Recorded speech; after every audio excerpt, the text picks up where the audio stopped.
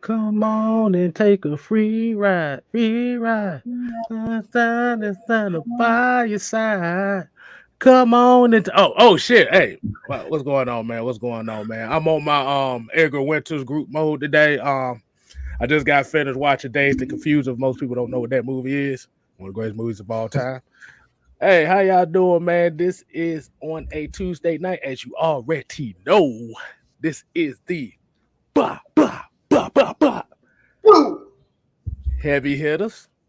As you already know, I am your man, six man himself, KStylzz, two Z's, Still, Stizzles.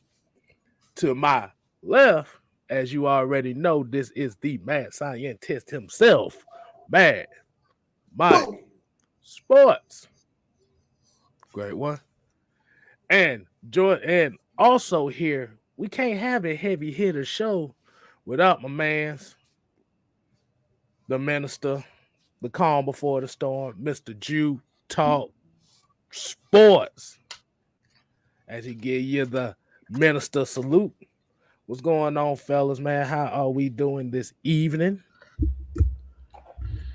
Good, man. Another Tuesday. Gravy. Hey, it's time for us to get down to business, man. We can't play. You know that we in the thick of things. We already in the playoffs.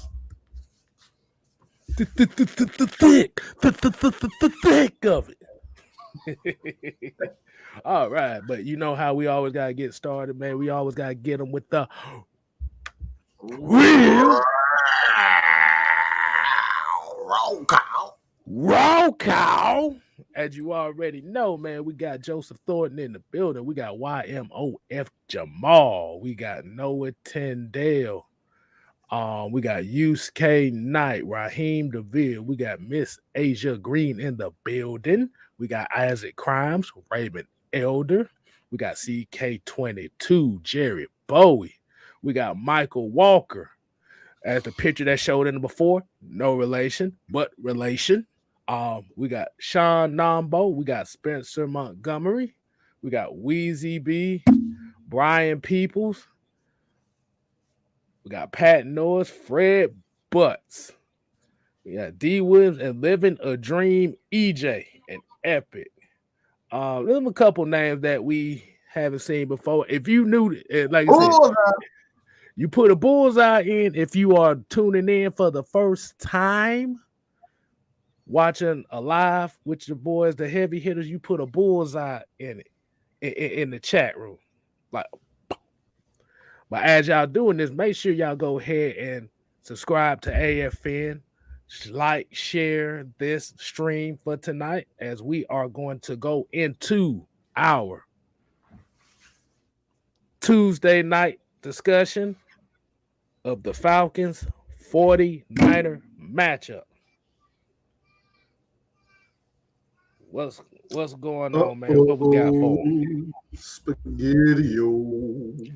Spaghettios? Before I really don't have nothing, but I'll say this. Um, we right off the top. Y'all already know how we do it. We had a little bit of structure to the show, but for the most part, we wing it. We ain't no ESPN. We don't have no script. We just go right off the top of the dome. So everything y'all get here is real raw. As you probably know from last show, is real raw and straight up.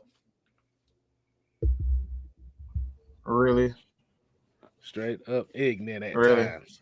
I don't know why I just turned this world.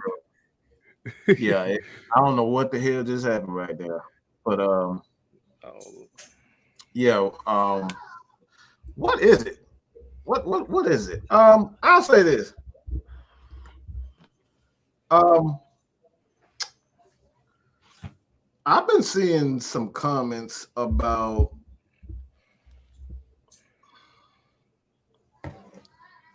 um. I don't know if I should say it. I'll say it anyway. Debo. I've been seeing some real interesting thing about Debo. Is that he's a terrible blitzer. Um, that he no longer has that it factor. And we should just get rid of him. It's like every week is something new. We should get rid of somebody for whatever reason. Like, what do you guys think is the issue as far as just the Falcons fan base? Because like from week to week, it's just a new target. And I say it all the time. I think it's just a bully culture that Falcons fans and just in general that everybody has. We just have to find somebody to pick on. I don't know why is it like that. We have to find a target.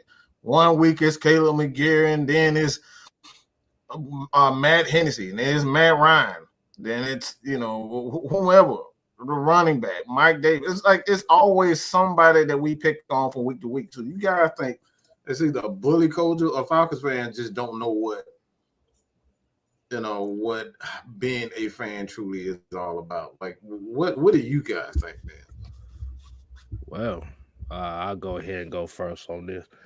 I think it's just the fact that it's people got to look for somebody to kind of target because usually when it's the main people that people target, they always do well the next week, so they got to look for somebody else to target.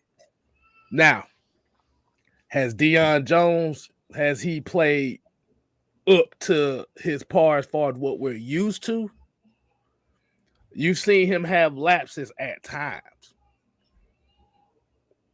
But I think, and you could be warranted on some of them plays that he made. Like I said, it may be some plays where, okay, he dropped too deep in the zone where he shouldn't have, or he turned the wrong way. And like I said, it's warranted on those plays, but I think really what it comes down to is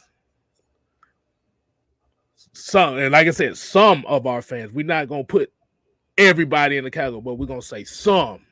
Mm-hmm. Just they just look for somebody just to talk shit about. I mean, it kind of makes people happy to kind of down somebody. That's all I gotta say on that. I think when it comes to Debo, I really don't think that Debo's playing bad this year. I think that we're used to Debo making spectacular plays, like the pick sixes and stuff like that. And when you don't see those type of plays, you think a player's not playing well. It goes back to what Mike said a long time ago about our fan base being spoiled. You get used to seeing these extraordinary plays. So when a player is just playing good or playing great, but they're not making those splash plays, it kind of goes unnoticed. It's the same thing with Grady Jarrett.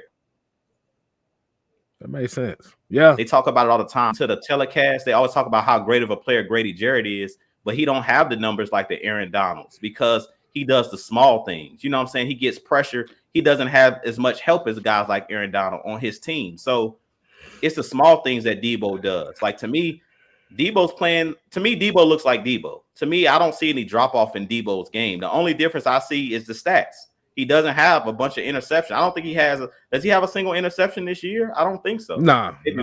See, and that's the problem. We got so accustomed to Debo with the pick sixes, Debo with the interceptions. And what it is for one, we forget that Debo's playing in a new system. Even though Debo's a great player, all these guys are not familiar with Dean Pease's scheme. So Debo, to be completely honest, is playing a whole different role this year. He used to be the Mike linebacker. Now he's still playing inside, but he's more the outside will linebacker. So that's really the position that Devondre Campbell and Foyer, those were the positions that they were playing when Dan Quinn was here. He was the Mike linebacker. He had he was making all the calls and things of that nature, but they end up flip-flopping where Foyer now is doing that. So we got to remember that, for one, he's not being asked to do the same things he was doing previously. We have to keep in mind, just because a player doesn't have the stats doesn't mean that the player isn't playing well. And that it kind of points in an example is AJ Terrell. AJ Terrell is one of the best corners in the league so far this year, but he doesn't have the picks like a guy like Trevon Diggs for the Cowboys. He doesn't have a bunch of interceptions, but he has a lot of pass breakups, and teams are not throwing at him. So that just goes to show you that, to me, that shows more respect for a quarterback, that they're not even willing to take the chance to throw at your side.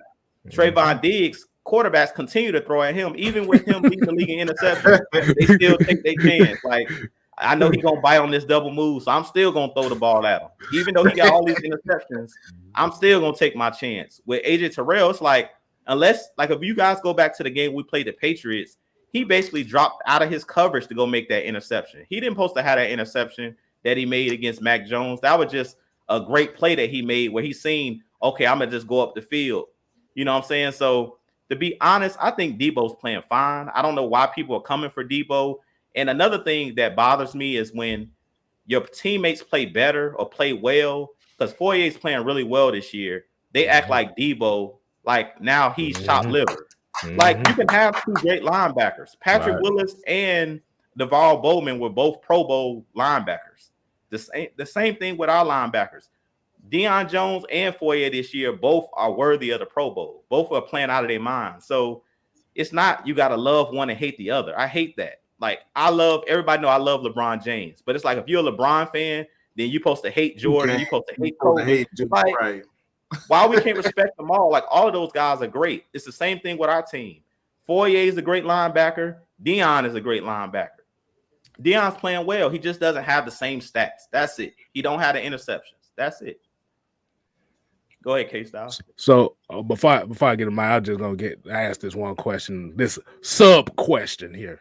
So do you also kind of think it's more so of people like are not really trying Debo in the passing game like that neither? That's it too. And that's what I was trying to allude to with the AJ Terrell and Trevon Diggs type deal. It's like people know that Deion Jones is notorious for doing what Michael Walker did. So they're trying different players. And on that play, they tried Michael Walker and he did a Debo. He did his best impersonation. Like, if you throw the ball across the middle, I'm gonna show you that I got speed too, and I can take it to the house too. Because I didn't realize, if you guys watched his interview after the game, Michael Walker said he used to play running back in high school. And you seen it on that play, because he took that thing to the house and he looked like he knew what to do with it. When the ball was in his hand, that dude turned upfield. He didn't try to run out of bounds. He beelined up the field. Like, Foyer was trying to block, but it looked like he was about to turn the Jets on. I'm like, even if Foyer didn't just put his arms out, I don't think Cam Newton was going to catch Michael Walker, because Michael Walker, once he caught that ball, he was going to the end zone. Like, he knew what to do with it. So at the end of the day, and that's another player that I'm talking about, Michael Walker, when he's gotten his opportunities, he's playing well. Why can't it be that we just have a great linebacking core? We told the fans going into the season. I did a whole video on my channel about the Falcons having one of the best linebacking cores in the league, and we're seeing that. We got one of the best linebacking cores in the game. Yeah, that's why he. I know a lot of people thought we were drunk when we said it, but we've been saying it prior to the season that the Falcons have one of the best linebacking cores in the game. And we're seeing that this year. Like, we did a show and somebody was like, Foyer, who is Foyer? Like, well, how do you not know Foyer? It's like this. You talking about that? You talking about the quote unquote Eagle fan? Was that the Eagle fan that came in? Like, they know who was. He know who was Foyer. Like, how do you not know Foyer? He's one of the best linebackers in the game right now, and we've seen it. Both of those guys are in the top 10 in tackles, top 5 or 10. Like, they in the top echelon of tackles. Deion and Foyer. So that doesn't happen. It reminds me of that combination of Edgerton Hartwell and Ray Lewis. It was a damn good, when he was healthy. It was one of the best linebackers in the league. I forget the other one. Bart Scott. Again, Bart Scott and Ray Lewis. Those guys were great together. So you can have two good linebackers. That's the good thing about a guy like Dean Pease, is that he understands that at the heart of a defense is really the linebackers. A lot of people always say we got to have good defensive linemen, but the heart of the defense is always the linebackers. If you don't have a solid linebacking core, you're not going to get a lot of things done, especially in coverage. All right, because right now you see the injuries that we've attained is because the injuries that we have attained with guys like Eric Harris, Isaiah Oliver. You see the coverage hasn't really fallen off. So you got to give that to Deion and Foyer, Michael Walker. These guys are playing excellent ball. And that's why I said we said this plenty of times.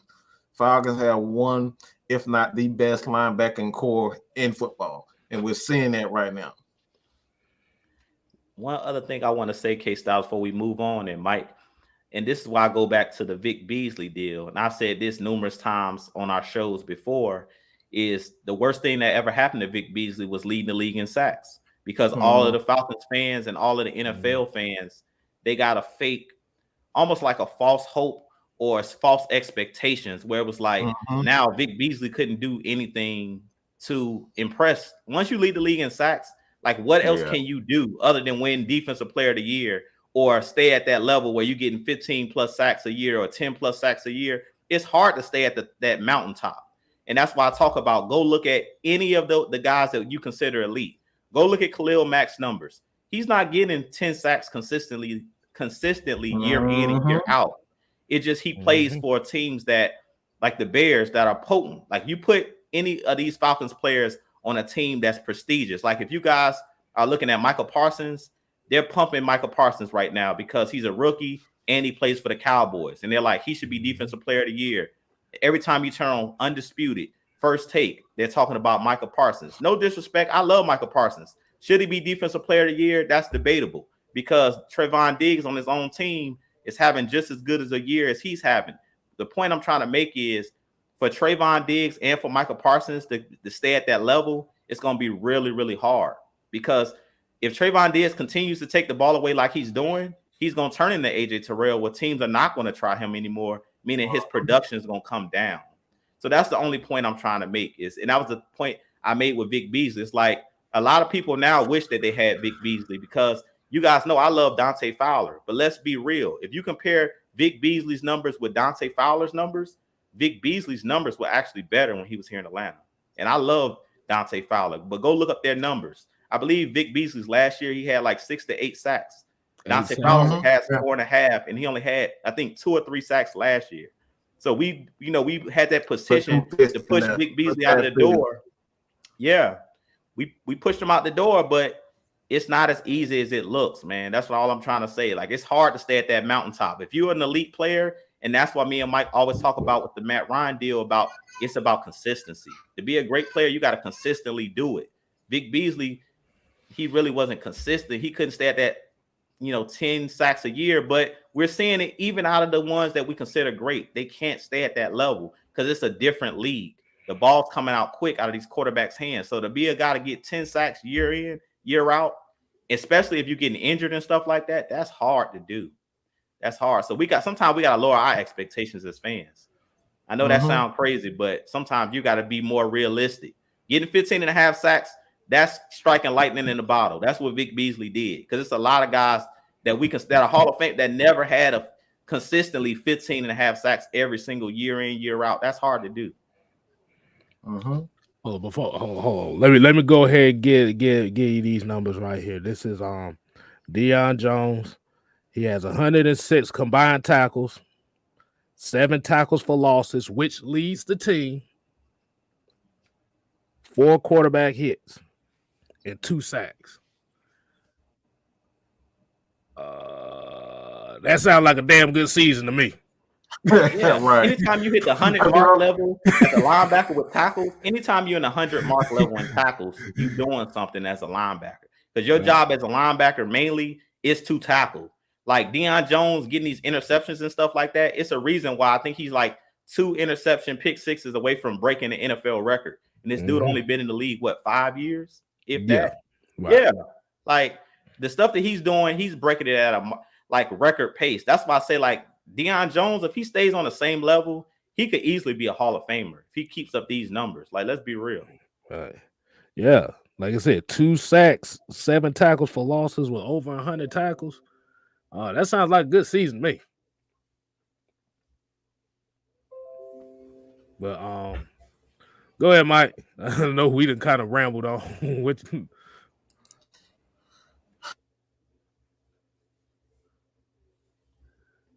Oh, he got the what was it? The Michael Jackson Thriller look right now. Like, I think he done froze up.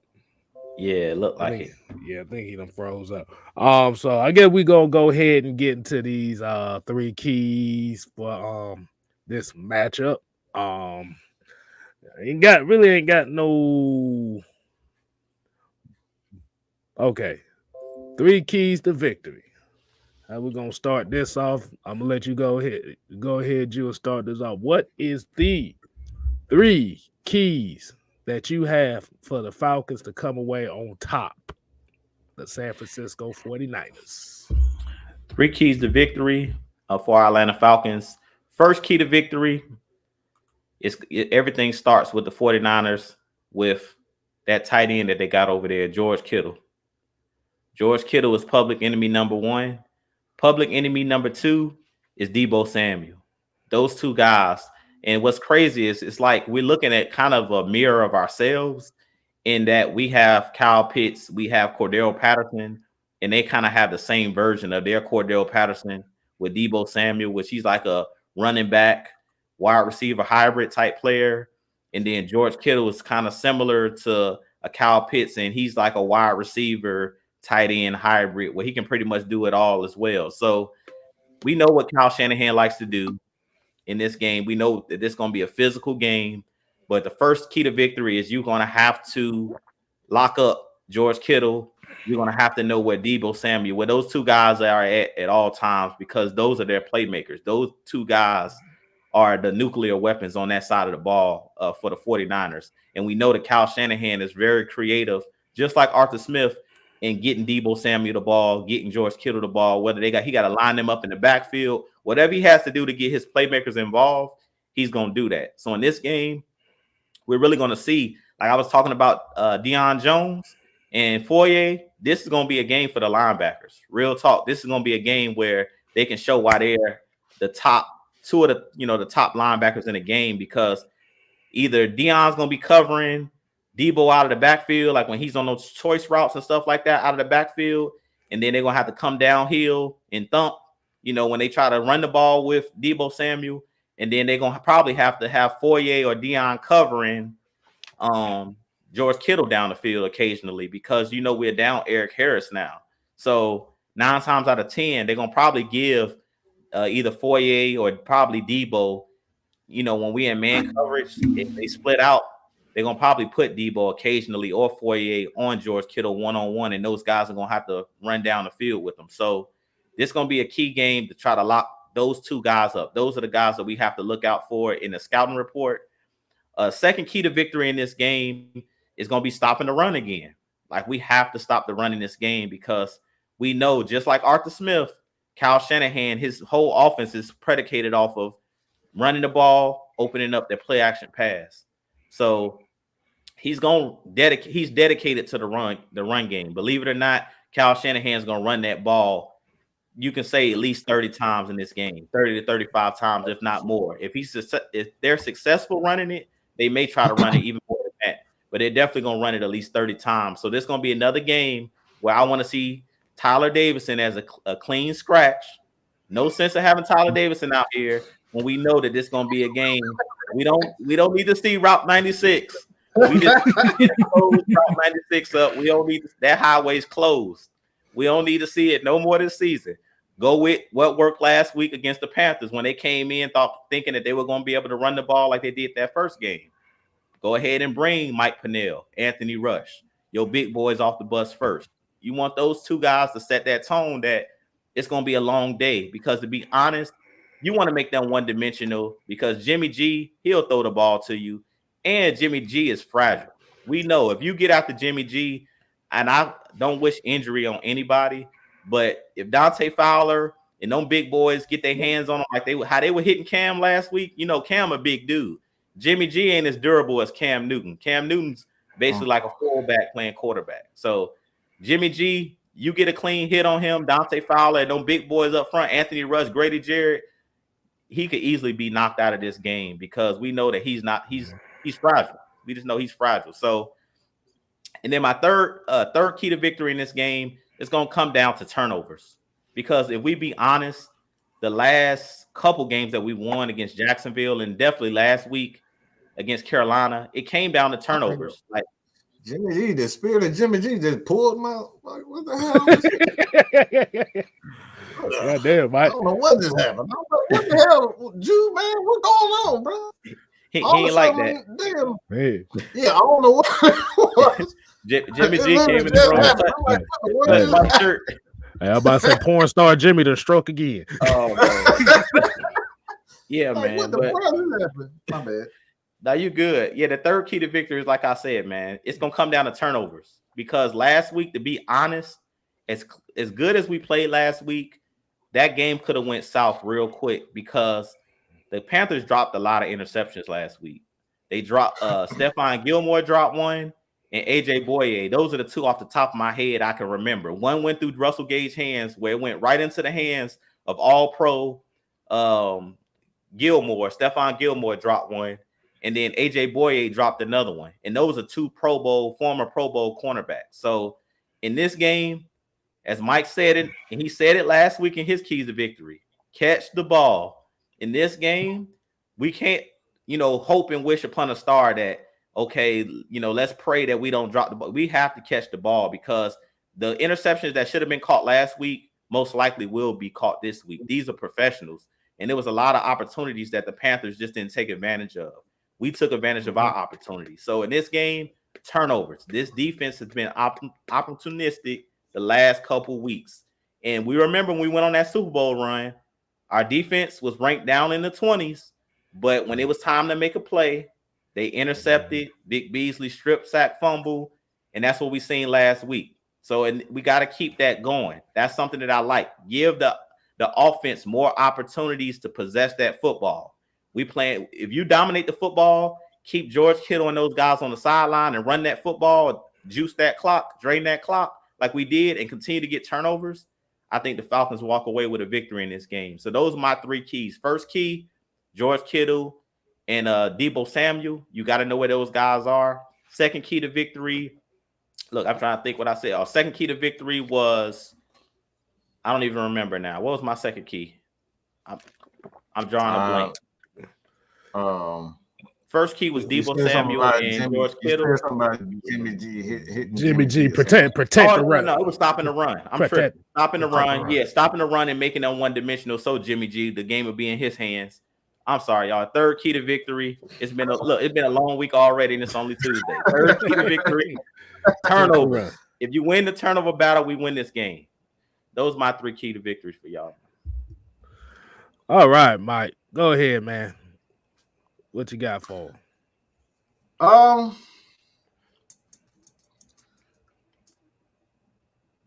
We're gonna start off with this. We know that Kyle Shanahan is arrogant and he wants to embarrass the Falcons. That's his first. That's his first inclination when you talk about what he's looking for revenge for past game because. That was a close game. That was a good game. He was headed to the Super Bowl, which they did, but the Falcons kind of really derailed their momentum. They exposed them, and now he's looking to embarrass the Falcons. So I believe that he's going to come out and do his Kyle Shanahan thing and try to come out and run the ball. I don't think he's going to. I don't think he's going to run the ball. I think he's going to pass. To just try to embarrass them. Like he wants to put up 40 against them. So I think he's going to abandon the run because he knows he can run the ball. But what he doesn't know also is that this is a different team. So you're going to see a lot of movement. I fully expect a lot of movement for that offense. And it's going to take discipline, which we said before. I don't know if you guys have stated, but I don't know who wrote it. I think it was Mike Rothstein. But he pretty much stated that the reason why the great Stephen Means is playing is because the MPs know that he's going to do his job. He can trust him. This team is all about trust. They don't give a damn about how talented you are anymore. They want you to be able to do your damn job. And what did that sound like? What team did that sound like? New England. Do your damn job. That's all they care about at this point. Doing your damn job. That's it. They want you to be able to do your job. They don't care about you being drafted in the second round or fourth round, first round. If you can't do your job, we saw that in the beginning. Kyle Pitts was not named the starter. These guys don't care nothing about that. They don't care nothing about your draft position. They don't care how much money you're making. If you're not doing your job, we're gonna take snaps away from you. We're seeing that with Tyler Davidson. We saw it with Mike Davis. We saw it with Kyle Pitts. Kyle Pitts had to prove himself. Hayden Hurst was a starter. So these guys are looking to prove themselves. So I think the first one, obviously, for the Falcons is they got to play well in the secondary. They got to play well in the secondary because Eric Harris, he is out for the season. So you're going to have either Jalen Hawkins, or Richie Grant in that position. So he's going to come out. Kyle Shanahan, he see one weakness. That's one thing about him. He see a weakness. He's going to try to attack it. So I believe he's going to come out passing the ball. So the Falcons secondary they got to be disciplined, and they got to take what you said, take advantage of their opportunities. 2, they got to hold up against the run. They got to hold up against the run. And I'm talking about the edges. He loves to attack the edges. Kyle Shanahan loves to attack the edges. That's all his game is all about, attack the edges. So we're going to have Stephen Means, and we're going to have Ogundeji. If he comes back, I think he was out. Dante Fowler, I trust him as well on the edge. Those guys are solid. I'm not worried about those guys being able, but the true test, those linebackers, Deion and Fourier. Deion, Fourier, and Mike Walker. Those guys are going to have to do their thing because they're going to be tested in this. It's going to be a lot of misdirection. It's going to be a lot of motion, and they're going to have to tackle if they're going to win this game. So the key, second one, is the linebackers tackling. They have to tackle. Third, Matt Ryan. I know this is new. We typically don't say Matt Ryan in keys to victory, but this right here, this game is big. And I believe that Matt Ryan is going to see blood when he sees Kyle Shanahan. He's going to want to destroy everything about that guy. You think he forgot about that Super Bowl? Trust me, he ain't forgot about it. That's one thing about players. They don't forget anything. That man still wants a piece of his soul. He still wants a piece of his head. He wants to put his head on a platter, okay? Matt Ryan is out for blood. So Matt Ryan and those wide receivers get on the same page. Chemistry. That right there, all right? That right there is the key to victory. Is Matt Ryan, the chemistry, the linebackers have to tackle, and the secondary, they have to play discipline. Right. I like that. Y'all both came with some definite good points. Both of y'all points pretty much coincide exactly what I was gonna say, but I'm gonna have to put it in my spin as usual how this goes. But as we know, and Mike said the key thing here is they're gonna be looking out for blood. Jew hit on one of my points before. It's stopping, like I said. Basically both of y'all pretty much said, but we got to stop the run. That's key foremost for the. So yeah, Route 96, the one that got all the potholes that tear your car up every time you drive down that motherfucker. Yeah, we need to close that motherfucker off for this game, at least for this game. Like I said, we can't give up. We can't give up no run because the running game for San Francisco, like you said, is the biggest key that they're going to have to set up what they need to set up. Because if they put this game in Jimmy Garoppolo's hand and Jimmy Garoppolo has to beat them, they not going to do shit. Let's just be real honest on that. 2, we got to match George Kittle's intensity. Like you said, the linebackers and the safeties are going to have their hands tied because George Kittle, he is the tone setter for the San Francisco 49ers. Not just in the passing game, but in the running game. They run behind his energy. So we have to match energy for energy. We got to be physical with them. Which is surprised I started off with 2 defensive keys. I did the same thing, bro. Exactly. It's like I'm thinking 2 defensive keys. Like, wait, what? Hey, defense wins championships at the end of the day. Yeah, that's it. Exactly. So we, like you said, physicality. Like I said, we're gonna say physicality is definitely going to have to be implemented in here in order to match up with this team. And 3, we have to win the field position battle. We got to win the field position battle. We gotta, like I said, this is where Thomas Morstead is going to have to be big in this game and his punting. He's been great for us so far. I mean, we don't need no block punts, no shanks. We don't need no penalties, no turnovers from the offense. Like you said, we have to play clean football. Yeah, so pretty much my third key is going to be limit penalties. Don't turn the ball over. Like I said, the field position game. Because do you really trust this San Francisco offense rather trying to go down the field the long way? They not finna try to put this offense in that predicament. Like I said, Deebo Samuel, like I said, he's their Cordero Patterson, as everybody say, which I see how he's being used. Make him go the long way. But the number one thing out of all these keys you just heard, you gotta do it for 60 minutes.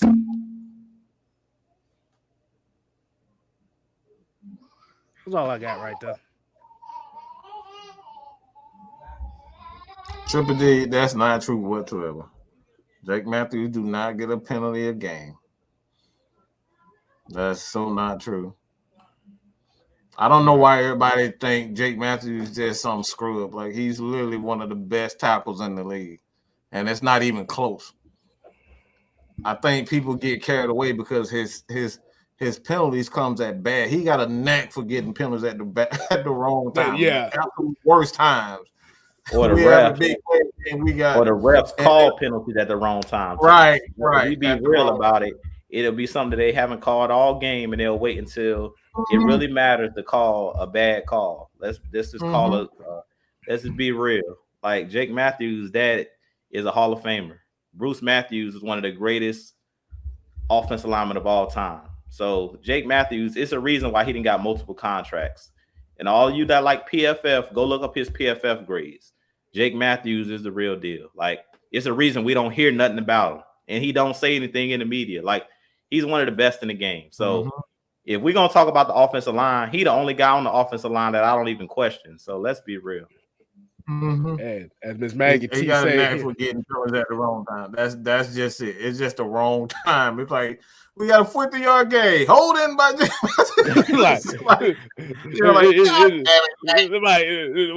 wait, he do like, son of Jake.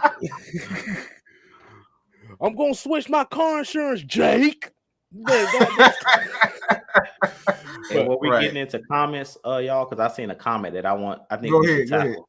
Go ahead. That was from Millie Mills. He was basically just saying, how do we handle Kittle and Samuel? And sometimes I think when the opposing teams watch, our show, they might just think we kind of just, saying that we're gonna shut all these guys down. But one thing I just want to say before y'all say what y'all feel about this comment or this question, I feel like you're not going to be able to stop George Kittle or Deebo Samuel. That's like saying you're going to stop Cordell Patterson or you're going to stop Kyle Pitts. It's not really a way to stop George Kittle. He's going to make a couple plays. Like, let's be real. It was the same thing I said when we went in that game against Miami with Mike Gesicki. Kittle is so big of a target. Even if you double team him or bracket him, he's so physical that he can go up and catch the ball. He's like a Tony Gonzalez. When Tony Gonzalez was here, you weren't going to stop him from catching the ball. You could try to limit what the big gains and things of that nature. But both of these guys are, like I said, nuclear weapons. So you're not going to be able to stop them. Our job in this game is to try to neutralize and try to limit what they can do. Same thing with, CP. No team has stopped CP this year. Like nobody's locking CP up because we hand him the ball out of the backfield like a running back and we throw him the ball. So it's not really a way to stop these guys.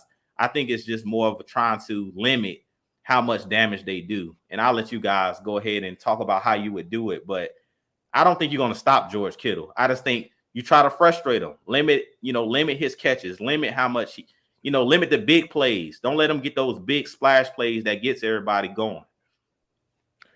I think the only way that you could really handle both of them is you're going to have to confuse Jimmy G. You're going to have to throw Jimmy G off his game to even get a chance to get it to those guys. Like you said, you can't stop them. You can only hope to contain them. That's all I got to say. Well, mine's a little different. And this is something to go back to what Dean Pease he always states is that his job is as a defensive coordinator is not to stop the quarterback. His job is to confuse the offensive lineman. And we saw that this game against the Carolina Panthers that he was using all types of stunts, zone blitzes and whatnot, and the offensive line for Carolina, who's been solid for the most part this year. Like I said, the Carolina Panthers are a very good team. This is real. All right, Carolina is a very talented. They got a deep roster. They got a good roster of players. The only thing they don't have a quarterback. I really believe if they had a quarterback, they would be number one in our division for sure. I truly believe they have that much talent and a healthy CMC. But one of the things that the Falcons did against a very good team was they confused the hell out of the offensive line. And we continued, and we know what Kyle Shanahan, he doesn't have a lot of guys outside of Trent. Trent is he's an up and down tackle himself. He has games where he looks dominant, and then he's sustained a lot of injuries throughout the year. So he's back and forth. I believe Matt's cousin, I forget his name, the tackle, whatever his name, but they have a I can't get his name right now, but they have a very good line. But we all know that Kyle Shanahan like to shop in the basement, and they like to shop at the dollar store to get offensive linemen. I mean, this dude don't give a damn about who. If you look fast, he gonna try to make you something. I mean, we saw what we did with not only what's the guard name? Good gracious. Ben Garland. Ben Garland, that's who it is. Ben Garland. You see what he did with Ben Garland, and they had a center also that he took there with him. So he's known to have not very talented offensive linemen. So when you continuously send all these different stunts and whatnot, you're gonna force George Kittle to stay in there and help block. So if we can continue to confuse the offensive line, it's gonna force him to be a pass protector, because what you don't want is to get immediate pressure. We get immediate pressure from Grady Jarrett, Rush, Pernell Jr., those guys up front, and we can send them double A, B gap, double A, and double B gap blitzes.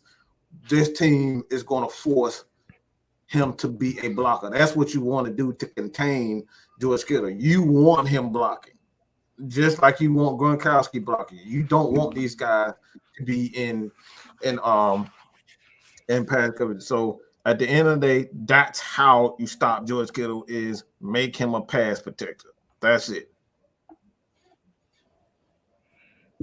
All right. But just like Miss Maggie T said before, like I said, y'all make sure y'all go ahead and subscribe to AFN on the road to 2K. We trying to get to 2K before Christmas, man. We definitely need that support. Make sure y'all like, comments, and share this, man. Glenty, I know I couldn't picture your name. I know it was Mike something, but I was about to say Mike McGlinchey or something like that. Man, they sound like cousins too. They sound like cousins. That Ryan, Mike McGlinchey. Sound like a bad episode of Home. Sound like a bad Home Alone movie or something. Oh Lord. Now All Alex right. Mack played for them as well, right? Yep. He's their center, Alex Mack. Yep. That used to play with the Falcons. Okay, that's what I Yeah. thought. Remember, they got Muhammad Sanu over. They had Muhammad Sanu. He pretty much just snatched about damn 5 Falcons to go over there with. Yeah, man. Yeah. They the San Francisco Falcons. Yeah, okay. Would have thought to say that after the damn rivalry these two teams done had throughout the 90s. Shit. Right. All right. So you want to go with the other side, or do y'all got something? Y'all want to go with the other side? Or y'all got something else? All right, let's for the San Francisco fans. All right, now letting people know we do this for the opponent as well. The disclaimer is we only do this so when y'all see them, you know what to look for and what could possibly happen. So we're gonna switch the order up this time. We're gonna let Mike go ahead and start this off. What do the San Francisco 49ers have to do against the Falcons? First of all, I don't believe in Jimmy G whatsoever. So what I would do right off the bat, I'm starting a new quarterback. I'm benching him. I'm benching him right off the bat at any sign of struggle. Bring in Trey Lance. Whatever. Trey Lance.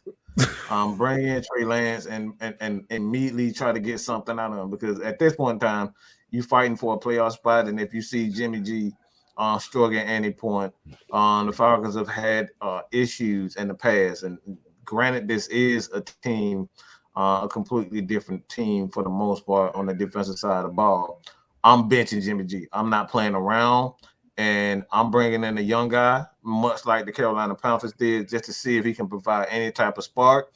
If he can't, you put him back in. But Jimmy G, he's on a tight leash. I'm benching him first and foremost, just to switch things up, to see how if this Falcons team has made the necessary changes on the defensive side of the ball. Second, I wouldn't use Debo as much as he's been using, but this is Kyle Shanahan. So what I would do is just keep feeding Kittle. I'll feed Kittle, and I'll make the Falcons linebackers, make them honest, because for the most part, these guys want to run around, they want to tackle, they want to make plays.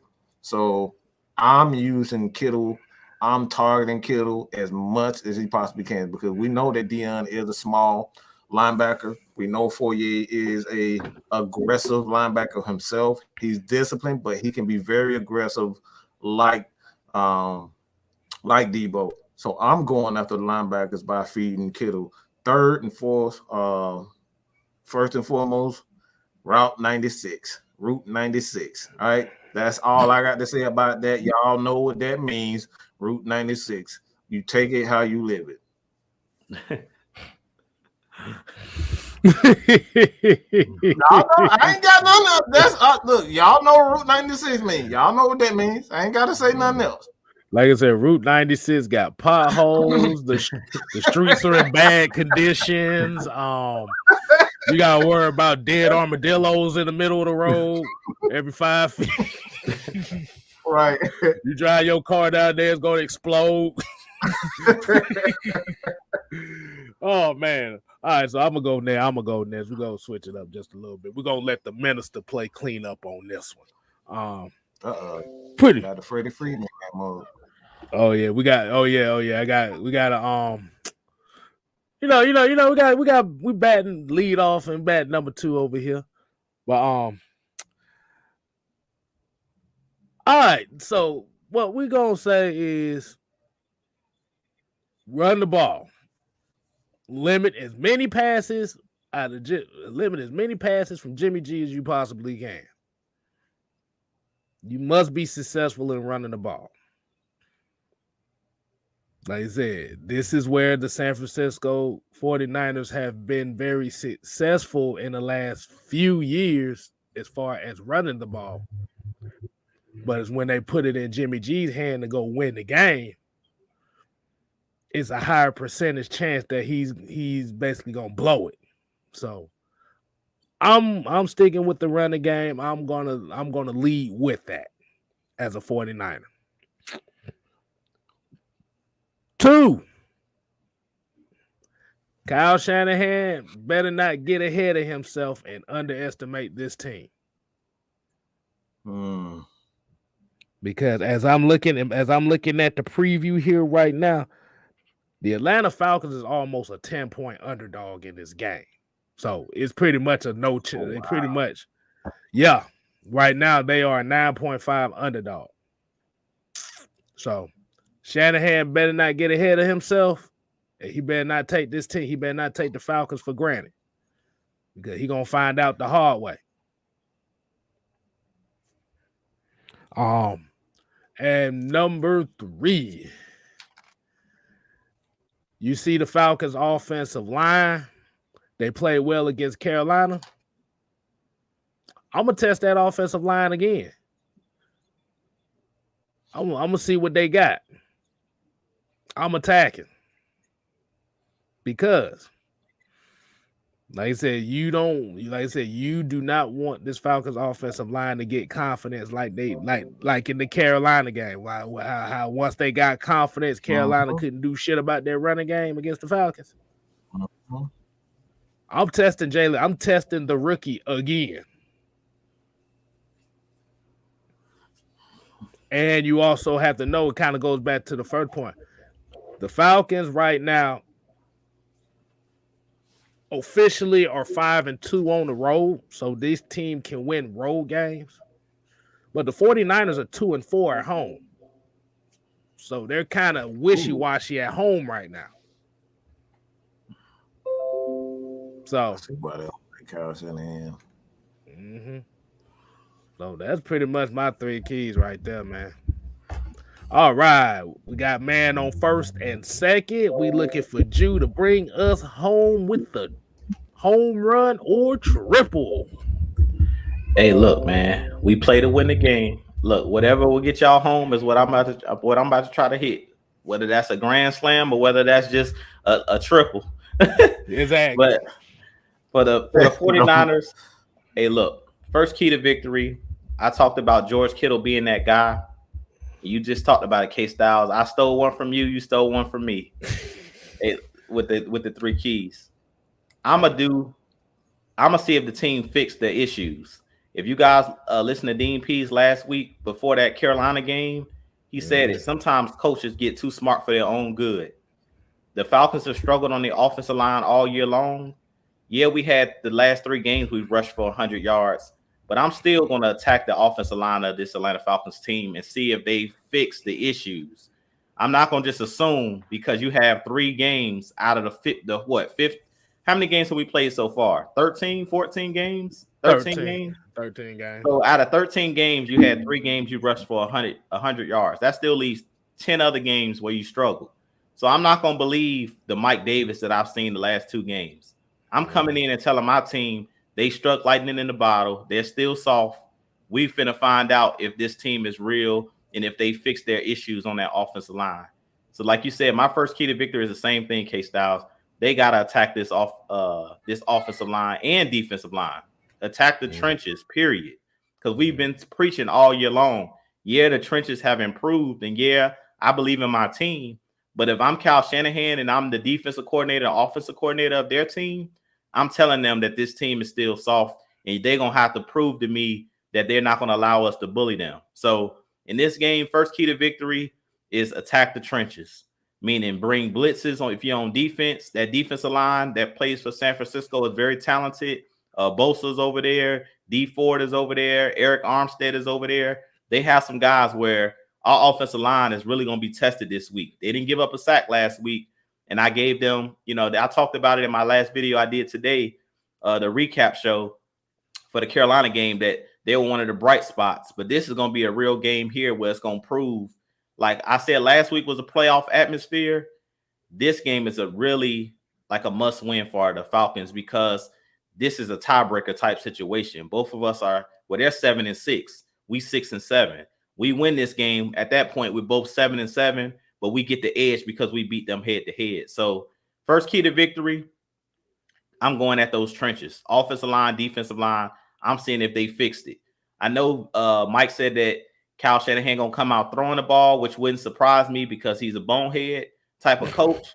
But if it's me, I'm coming out and attacking the trenches, because I'm not going to just assume that the Falcons have fixed their issues and their communication issues on the offensive line with those young guys, Hennessy and Mayfield. Those guys are still young, and they haven't seen. If I'm the 49ers and I'm their defensive coordinator, I'm telling Joey Bosa, I'm telling D Ford, they ain't seen you guys yet. Yeah, they did good against the Panthers, but Brian Burns is not Joey Bosa. And, all the guys they got over there on their side is not who we got. I'm telling my guys that we better than the Carolina Panthers, and we finna showing what we do. So that's the first key to victory for the 49ers. Second key to victory for the 49ers is running the ball. And I'm going to steal one from Mike. Trey Lance. I really think that he's one of those guys in this game where he's the wild card, because it's not a lot of tape out there on this kid. So when you have a guy that it's not a lot of tape on him, it's hard to stop him, because you don't know what he's capable of. Like, I don't know what Trey Lance can do. I've seen his college tape. I've seen a couple of the packages they put him in the game. But when he gets into the game, he's kind of like Felipe Franks for our team. You don't know if he's going to throw the ball 50 yards down the field. You don't know if he's coming in just to run the ball like an RPO. You don't know. So in this game, because the Falcons, again, and Mike just talked about this in his key to victory, we struggled with the mobile quarterback. Yeah, we did good against Cam, but the first time, Darnold ran all over us. Sam Darnold ran all over us. Jalen Hurts in the first game of the season ran all over our defense, because guys were letting them break contain. So in this game, I'm using those packages. I wouldn't necessarily start Trey Lance like Mike said, but I would have a whole package of plays where he's going to get in the game in certain situations so that the Falcons don't know what's going on, like maybe on third down, or maybe in certain situations if they get in the goal line, like if they get in the red zone, I'm bringing in Trey Lance, because he makes your team that much more dynamic based off of what he's able to do in the running game. And we know that Kyle Shanahan, his running style, he has a lot of different running styles. So Trey Lance to me is the wild card, because we don't have tape on this kid. We don't know what he's capable of, and that's dangerous. Third key to victory for the 49ers is, because y'all know how I feel about Kyle Shanahan, I tried to let the Super Bowl go. I tried to let it go. I thought I was over this. We like 6-7 years down the road, and I still have that, that bad taste in my mouth for Kyle Shanahan. So in this game, respect your opponent. That's it. Respect your opponent. I talk about it every week. Like Mike said, he's going to come out throwing. If they get a lead in this game, don't get cute and try to run the score up like we tried to do in the Super Bowl against the Patriots. Just take your win, take the air out of the football and run the ball. Because if you try to throw the ball, chances are AJ Terrell, Michael Walker, Deion Jones, Foye, one of them going to take that thing to the house. We seen Michael Walker show last week that he's capable, just like a Deion Jones, where he's that dynamic that if you throw the ball his way and take risks, which we know Jimmy G is not the most accurate quarterback and he takes risks, that thing could be going the other way for 7. So respect your opponent. If I'm Kyle Shanahan in this game, I would just be trying to get a W. I wouldn't care how it looks, whether you a walk-off field goal or whether you win by 40. I just would be trying to get a W. I wouldn't be trying to come in here and be cute and try to, blow the team out. Because a lot of the times when you do that kind of stuff, that's when mistakes happen. So that's my last key to victory for the 49ers, because we know that they coach is a bonehead. So take what the defense is giving you. Take what we giving you. If the game is at hand, don't try to run the score up, because that's the way you let the Falcons back into the game. And that's pretty much it. And also, you have to remember the 49ers is another top 10 defense we're facing. 4th week in a row. Sound like we're getting ready for the playoffs to me. Mm-hmm. Oh, Lord. Prove it here said, I'd rather we run sound offense than cute offense. Yeah, I want some ugly offense. It's that time of year where them ugly offenses start winning. Mm-hmm. Oh, man. So, what y'all want to do? Q&A portion? Q&A portion? Yeah. All right.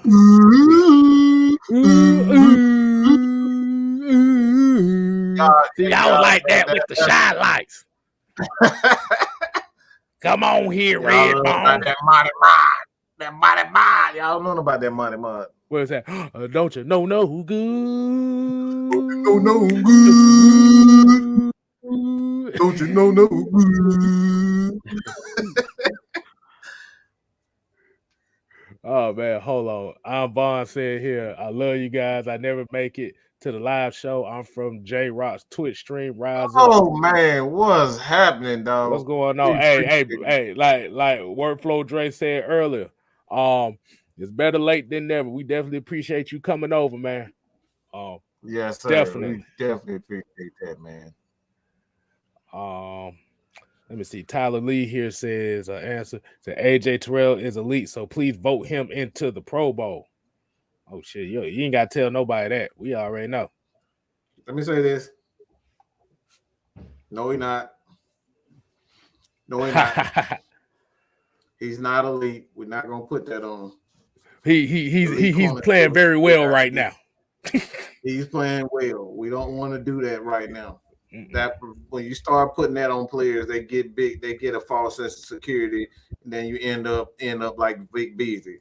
That we were just talking about that, earlier today with Vic Beasley. We saw him playing well in 1 year, had a damn good year, and from that point on, teams figured out how to stop him, how to attack him, and the Falcons never adjusted. So this is the reason why I always have this wait and see, because when you start putting these false labels on guys, we already see what Lamar Jackson is doing. All right, Lamar is he started off absolutely electric, and now look like he's getting exposed.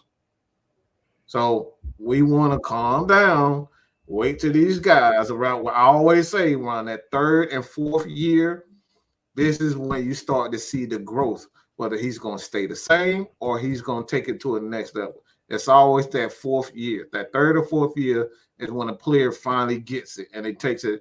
You go back to Matt Ryan. Matt Ryan was a very good quarterback his first 2 years, but that fourth year, he took it to a whole nother level. We saw another Matt Ryan that we've never seen before.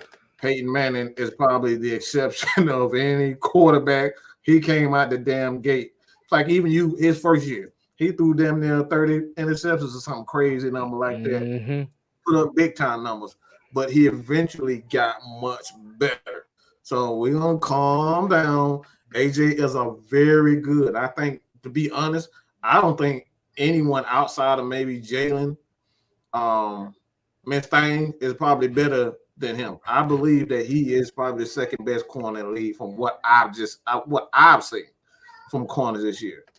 So he's a very good, but you got to give him at least 3 to 4 years before we say he elite. Elite status is all about consistency. All right, consistency. Right. Derek here said, what are y'all thoughts on Darren Hall so far? I like the kid. When I see Darren Hall, you know who I think of? When I see that 3-4, I think of Brian Poole. That's what I think. When I seen him make that form tackle, I think it was 2 games ago against the Jaguars, when he made that form tackle where he didn't think, he just reacted. I saw Brian Poole all over again, just with better coverage skills. Because if you guys remember when Brian Poole was here, he kind of played like that rover, nickel, linebacker, corner hybrid. He was a very good tackler in space, one-on-one, just like an Isaiah Oliver. He didn't have the coverage skills, though, of Isaiah Oliver. And I don't think he has the coverage skills of a Darren Hall, because I've seen Darren Hall actually run, break up passes so far this year, and also do a pretty good job of running with guys. Brian Poole's problem was once he got outside of that box and further down the field, he wasn't good in coverage. That was his problem. He was like a Jamal Adams, just a poor man's Jamal Adams. He was basically a linebacker. That's basically what Brian Poole was. He was a thumper, a land shark, where if you caught the ball, he could tackle. He wasn't afraid to tackle you. He just struggled in coverage. And that's one thing that I think that Darren Hall is kind of showing. He has the tendencies of the Brian Poole where he can tackle very well, but he's showing me that he can cover as well, which could be really good for our Atlanta Falcons team if we have another guy like Isaiah Oliver, because Mike talked about it a couple weeks ago. That nickel position is more important than ever in the NFL now because it's so much spread. Like because you're getting a lot of these college schemes that are coming into the league, a lot of these young college quarterbacks, it's a lot of 4 wide receiver sets, a lot of 3 wide receiver sets. Like the Rams run a lot of 3 wide receiver sets and a lot of teams just in general. You guys know when Dirk Cutter was here, that's all he ran was 3 and 4 wide receiver sets. So you got to have at least 3 to 4 good cornerbacks. So Darren Hall, from what I've seen so far, I'm really impressed because to me, he doesn't panic. To be a young corner, you guys know this, Mike know this, and KStylzz. Most young corners, when that ball is in the air, they panic for whatever reason, because I guess the rules in college are a little bit different where you don't have to necessarily look for the ball. You can kind of face guard guys. In the NFL, you can't do that kind of stuff, like face guard guys. And even Isaiah Oliver had to kind of learn just to look for the ball. You don't necessarily even have to, just don't panic. Just look for the ball. Trust your speed. When you see the wide receiver put his hands up or you see him look back for the ball, you look back for the ball. And that's something that I think Darren Hall, for a young player, he's doing really well for this to be his first year. But to me, when that ball is in the air, he doesn't panic. That sounds complete opposite of Robert Alford right now. Yeah, the complete opposite. All right, we got a $10 super chat. Vaughn came with the $10. We definitely appreciate you. And he had one thing to say here. He said, y'all, the realest of them all, listen to this, help me understand more about the Falcons. Man, that's right there. That learning helps me understand. That's all I need to know. That is our mission, to help people understand the game a lot more, so we can stop being so emotional during the game day. We're gonna be emotional because we fans, but we want you to be emotional once you see it, and once you start seeing the bull crap calls from the refs, and you start seeing the bull crap schemes, and why this guy is not lined up, and why is Matt Ryan throwing deep routes when we don't have deep route receivers. These are the things that we trying, to teach people. Because like I said, we've been blessed to have interviews, guys like Terrence Mathis, Chuck Smith, Keenan Forney, Chris Draft, and so many others. So we want to pass on the knowledge that they passed on to us, to you guys. So that's what it's all about, man. Oh man, yeah. But yeah, Darren Hall, like he, I would say he's kind of exceeded my expectations for a rookie season so far. Just like you said, with the physicality, like that was a pleasant surprise. You can still tell he got a ways to go. But like you said, the main thing about it is he's not out there scared. And that helps your teammates right there. Because when you're out on the field like that, and even though you're a rookie and like, okay, it doesn't scare him out here, it makes the players like, okay, shit, yeah, we got one right here. We're going to fight with this. And like I said, that's why I kind of said when Jew was talking about looking back for the ball, that's why I said Robert, he was the complete opposite of Robert Alford, because and that's the one thing I did notice with him too, was he does look for the ball. He just reads and reacts, man. And hey, I'm loving it. I think, like I said, I think he can definitely get better. But from what I'm thinking, what they might do is they might set him up. If they don't get a second corner, they might be setting him up to be that second corner in the future. So, hey, as long as he keeps progressing, boy, we got a good one right there. You talked about it, KStylzz. The word when you was talking about Hall is confidence. And we know playing that corner position, confidence is everything, because you're going to get beat. I don't care who you are. Jalen Ramsey, Deion Sanders, you're going to get beat. So you better have amnesia. You better be able to forget quick, because you're going to give up plays. And that's something like you was talking about, where these vet guys can kind of rally around him because he has that confidence. You know what I'm saying? He has that confidence that we didn't see out of a lot of guys. Like I said, Isaiah Oliver, all he lacked early on was confidence. He always had the talent. Mike been telling us that since day one. And he was telling me that. And y'all know I have a lot of football knowledge, but I was like, I don't know, Mike. I don't see that confidence, man. And corner is the position that I love. Like Deion Sanders was my first favorite player before Michael Vick. That was the first original jersey I ever had was Deion Sanders. So the corner position, even though I always talk about the trenches, the corner position is my favorite position on a football field. So if you don't have no confidence and you playing corner, automatically I'm like, I don't know. I'm feeling shaky. And that's something that Darren Hall's really impressed me with. To be a rookie, most rookies don't show that confidence out of the gate.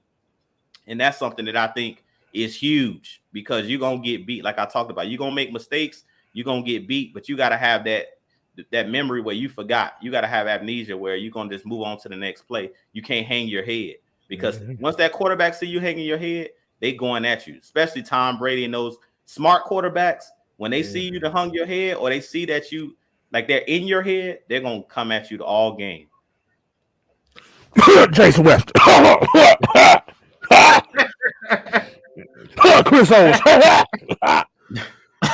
My bad. Oh shit. My bad. Hey man, look, I say this all the time, and we gotta listen. I'm telling you guys right now, okay? We gotta listen to Dean Pease. He's giving us gems, okay? Go back anytime you get an opportunity to listen to his press conference. Listen to what he's saying. He said this, all this shit, everything I'm getting. I listen to what these coaches are saying. You will understand the game if you just listen to the coaches. They're telling you what's wrong with the Falcons. He said, I'm not going to play these guys until they understand this game. That's why Richie Grant wasn't getting playing time. That's why Darren Hall wasn't getting playing time. That's why a lot of guys were getting playing time. Because they weren't ready. This is why Frank Darby is not playing, because he's not ready. This is the reason why I was so mad at Dan Quinn when it came down to Isaiah Oliver, because you did plenty of guys. When you do the tape and you look at the tape of Isaiah Oliver, you can see the talent. But when he playing in a cover 3 zone, a cover 3 is not playing to his strength. He's a physical, straight ahead type of safety. That's it. When you put him in his environment where he can be physical and he can be a ball hawk and focus on tackling, Isaiah Oliver he's a damn good player. But we had him constantly in the bail technique. This is one reason why I say even guys like, we wasted Desmond Trufant. We wasted his years. Desmond Trufant is a physical corner that likes to play up front and man. He don't like all that bail zone crap. You're not going to see the best Trufant because he doesn't have great hands. So when you put him in a position to go up against a guy like Mike Evans, he's going to get mossed every time because he doesn't have great hands. So you got to put Trufant, you got to put guys like Isaiah Oliver, you got to put guys like Fabian Moreau. You see Fabian Moreau look like a brand new corner right now. Why? Because they're playing to his strengths. Your coaches have to put players in a position where they can succeed, maximize their talent. So this is one of the main reasons. I look at tape a completely different way. Don't get carried away by 4-2. Don't get carried away by a 50-inch vertical. You know what I'm saying? None of that shit matters. None of it matters.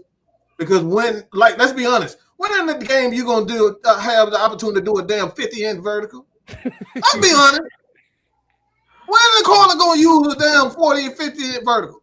When the hell are you going to stop and jump? You can't even do that on a field goal kick. So what's the point of going to these combines and seeing all these people doing all these goofy drills that mean absolutely nothing? Then you tear your ACL in a damn drill you never going to play in, that you never going to use in the real game. So these are the reasons why you got to look at the game a completely different way. Look at how guys play. If they're physical, this is the style of defense they need to play in.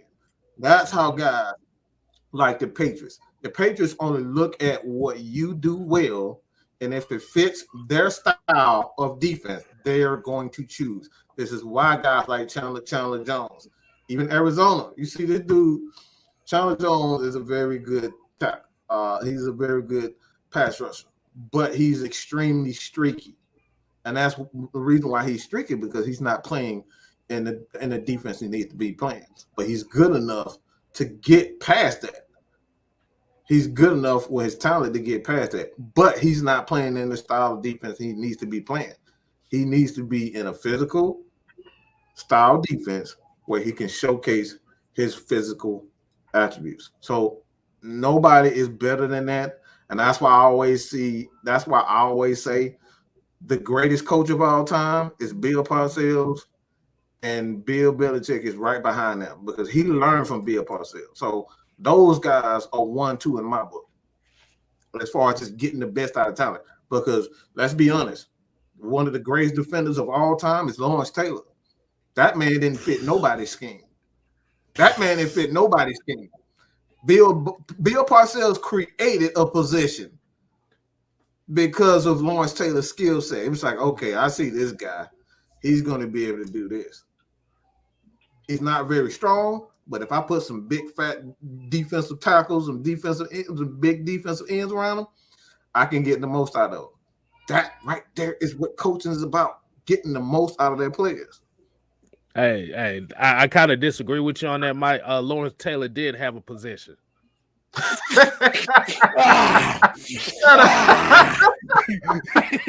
we're gonna do it like that, man. We're not gonna do the joke like that, man. Oh, hold on. That was his position. Man, we ain't gonna do him like that, man. Lawrence Taylor. Lawrence Taylor was a damn animal, bro. Bro. If y'all, for people that may not have seen it, I know a lot of people have seen the way his get up was woo. I think the closest guy that kind of had that get up later on, I was gonna say LeVar Arrington. No, DT was DT. I'm talking about that's not in that era. We talking about after that. Okay. All right. I'm talking about after that. Derek Thomas was a whole nother animal too. But I was talking about in the new school. In the 2000s. LeVar did everything. LeVar before his knee injury, he was a monster too. Yeah, but Lawrence Taylor, Derek Thomas, woo. But again, all the new watchers, you guys are new to the channel, whether it's TalkSports, KStylzz, AskMADMIKE Sports, Atlanta Falcons Nation. All right, hit that bullseye. Again, I want to give a shout out to I am what's the name? I am something. I think it was Vaughn. Wasn't it Vaughn? I am Vaughn. So I appreciate you again for joining us, man. We appreciate everybody who sends any donation to us. It goes into making, AFN the source for the fans, the voice of the fans, the source of the fans. We about the fans over here. So you guys, again, we appreciate it. But you gotta. Oh yeah, Brian Cruz here said, "What are y'all thoughts on Jalen Hawkins' second season?" I love you. I need you. It's never as good as the first time. Getting an interception, it's never. I love that dude. Everybody know how much I love Jalen Hawkins. I think he is the perfect safety for Dean P defense. That dude has that ball hawk, that natural ability to just find the ball. And that's in the passing game and in the right. Mike, who was on the Jalen Hawkins bandwagon?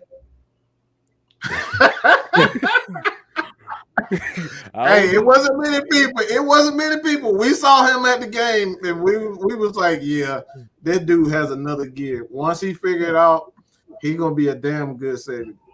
And I think this is a chance right now. That was my AFN edition was Jalen Hawkins. So yeah, I've been on the bandwagon. But Jalen Hawkins. He's basically playing how I expect him to play. I mean, like you said, if you look at him, like you said, he's very aggressive. He's a very aggressive damn safety. Mm-hmm. But the thing about it is he's not so aggressive to where he's going to take himself out the play. Right. And unlike, and shout out to Eric Harris. I know he's out for the rest of the season, hopefully for a speedy recovery for him. But goddamn it, at least we had somebody that was catching interceptions at a point in time, and Jalen Hawkins was the only one doing it. That's where catch the damn ball came from. But yeah, especially when you put him in that rover position, let him be that inside safety. Like, hey, he was in his element, man. And he's been pretty good. I think they might start Richie Grant at their free safety and continue to let Jalen Hawkins play that rover. Mm-hmm. I think that's how they're gonna roll with that.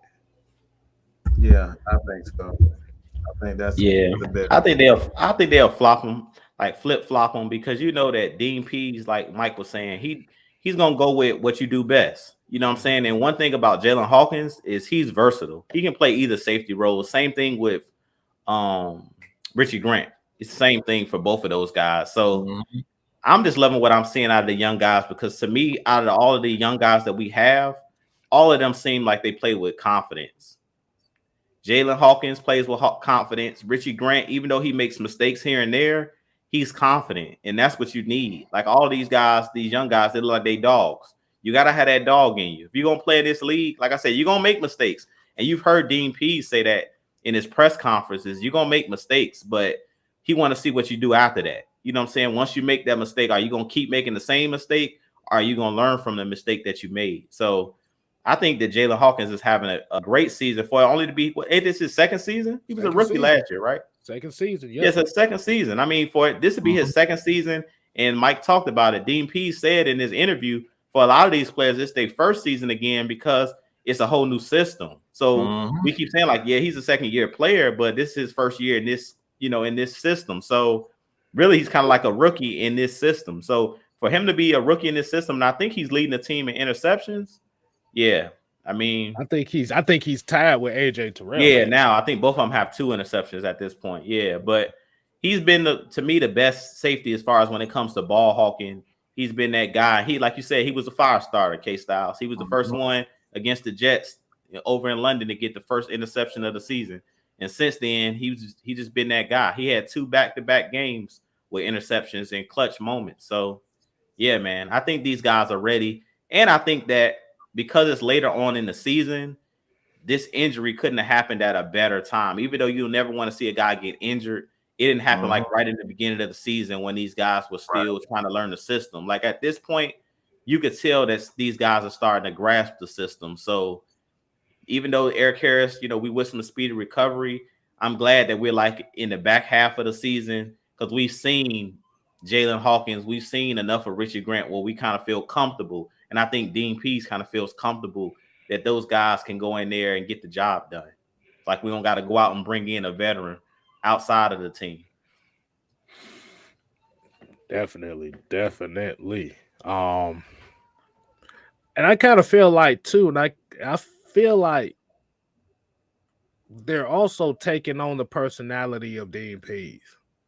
You can kind of see it on the field, because as we all know, Dean Pease about sick of the damn media.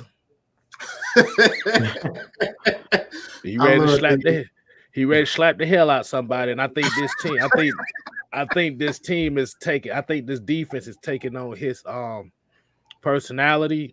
They feel it like we said last week.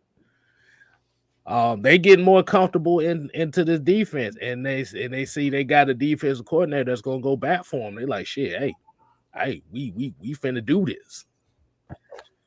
And like you said, you numbers guys, you guys tripped me out. I love when he said that. Oh my God, my bad. That man do not like numbers. That man do not like numbers. Hell nah, boy. That's old school right there. But you come to him with some numbers, boy, he gonna slap your ass with a calculator. I tell you that, boy. Like, oh, take these numbers, blah, right there in your damn grill. But yeah, but let's see. We got any more? All right, y'all better come in with some more questions here. Hold on. We got one right here. Do y'all think Kyle Pitts will go off again Sunday? That's tough. That's a tough question because I really feel like Kyle Pitts really hasn't been going off. You know what I'm saying? Like, what he got 100-yard game? He hasn't really been going off. I think that Kyle Pitts, when it's time to make that play, he's a guy that can make that play. We seen it on Sunday. We needed that third down. He come out of the backfield, catch the ball, run, gets the first down, stays in bounds. You know what I'm saying? Like, the thing with Kyle Pitts is you need a Kyle Pitts on your team to open up everybody else. Like Mike always talks about having that space, you know, having the spacing on the field. The biggest thing that we're missing right now with a guy like Calvin Ridley is you draw those double teams. Like not having a Julio Jones, not having a Calvin Ridley, but having a guy like Kyle Pitts, he's just like a Julio Jones where he's a magnet. He's going to draw 2 and 3 defenders that they're looking to him to get the ball or they're looking to try to shut him down. So that opens up a Russell Gage. That opens up a Olamide Zaccheaus. And that's why these guys are getting these one-on-one man-to-man coverages because 90% of the time, Kyle Pitts is being bracketed. They're not going to leave him in one-on-one coverage, especially with Calvin Ridley not out there. Now, if Calvin Ridley was out there, then Kyle Pitts could probably get more opportunities. But I really don't feel like Kyle Pitts has really been going off. I feel like he's been playing well, but teams are making it their business to make sure if we lose this game, it's not going to be because Kyle Pitts had 200 yards or had $150 receiving. Like, that's not happening. And even in the red zone, we've seen he has 1 touchdown on the season. They're making it their business that we're not letting Kyle Pitts beat us. And that's the reason you seen last week, Hayden Hurst had a walk-in touchdown. So one thing I love about Arthur Smith is he going to tell Matt Ryan, take what the defense gives to you. If you guys been listening to Matt Ryan all season, he says, I'm going to spread the ball around. And you've heard numerous times with Dave Ragone, he's like, the coverage kind of dictates where the ball's going to go. They kept asking every week, why is Kyle Pitts not hitting the numbers? All of the people playing fantasy football and stuff like that. It's like, Matt Ryan's going to take what the defense gives him. If you give me this dump off pass, I'm going to take the dump off, drop off pass. I'm not going to force the ball to Kyle Pitts. And I think that they're doing the right thing. Just let him draw the 3 and 4 defenders, 2 and 3 defenders, and let those other guys do what they do. If he's triple and double teamed, that means somebody got to beat man-to-man coverage, period. I caught something on a you guys have not seen the Russell Gage mic'd up, but I caught something that the coach said. I don't know who the coach was when he said it. He said, catch the ball, then run. Yeah. That right there was everything when you hear coaches say stuff like that, and we know the type of offense and the type of players that they're going to be seeking going into the future. So I continuously say this offense is not going to be a bums away high fly. You're not going to see the days of that are long gone. We're not going to see that. We're going to get guys that have that ability to catch, run after the catch, because that's what we're seeing with Russell Gage. All right. So again, if these guys catch the dang on ball and they run, and we've said this before, this is the reason why I believe personally that Calvin Ridley is not going to be with his team, because he does not fit that philosophy. I heard it from the horse's mouth. The coach said, catch the ball, then run. All right. So you guys check it out. The Russell Gage mic'd up. That was the first thing he said to him. Catch the ball, then run. So these guys want to physically dominate you, and they want to attack with their physicality. They want to wear you down. So as the game goes on, all right, like, damn, I don't want to tackle a guy like a 6'8", because your boy Lee Smith, that's a big old country dude. That dude is humongous. That dude is a mountain of a man. Okay, the mountain man. The mountain man. The mountain man. That's a big dude. I saw him standing there. And Caleb McGarry is a big dude, but I saw him standing there. Caleb, I was like, hold up, that's Lee Smith. The dude is huge. So this is what you're gonna get. This is what you're going to get from the Falcons. Go ahead. You're going to get tight ends like a Travis Kelce. You're going to get tight ends with the ability of a Kyle Pitts. They're going to get wide receivers who can run under the catch, i.e. Antonio Brown. Antonio Brown has been notorious for run after the catch So these are the types. So it's not a specific height or weight. They are going to get guys who can run after the catch and is not afraid of contact. So that's what you need to be looking for, everybody. So that's a tip from your boy Mad Mike.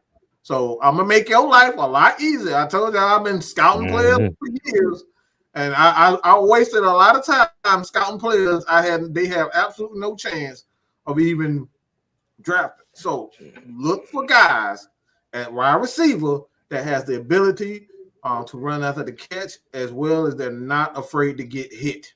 And this is one of the main reasons why we said that even before, we got here, when Arthur Smith became the head coach of the Atlanta Falcons, I said Calvin Ridley does not fit his scheme. And now we're seeing exactly that. So this may be the reason why we're not seeing him. Calvin Ridley he's not meant for this game. Not to say he's not a big time player. I still think he has the ability to be a big time player, but not in this offense because he's not a physical receiver. He's not a physical receiver. That's not what he does well. Bill says sounds like Traylon Burks, Mike. I'm like, we can't. You already did that, didn't you, Kate? I'm dropping it tomorrow. I'm dropping it tomorrow. Okay. Yes, I'm dropping the Traylon Burke video tomorrow. So be on the lookout for that. But yeah,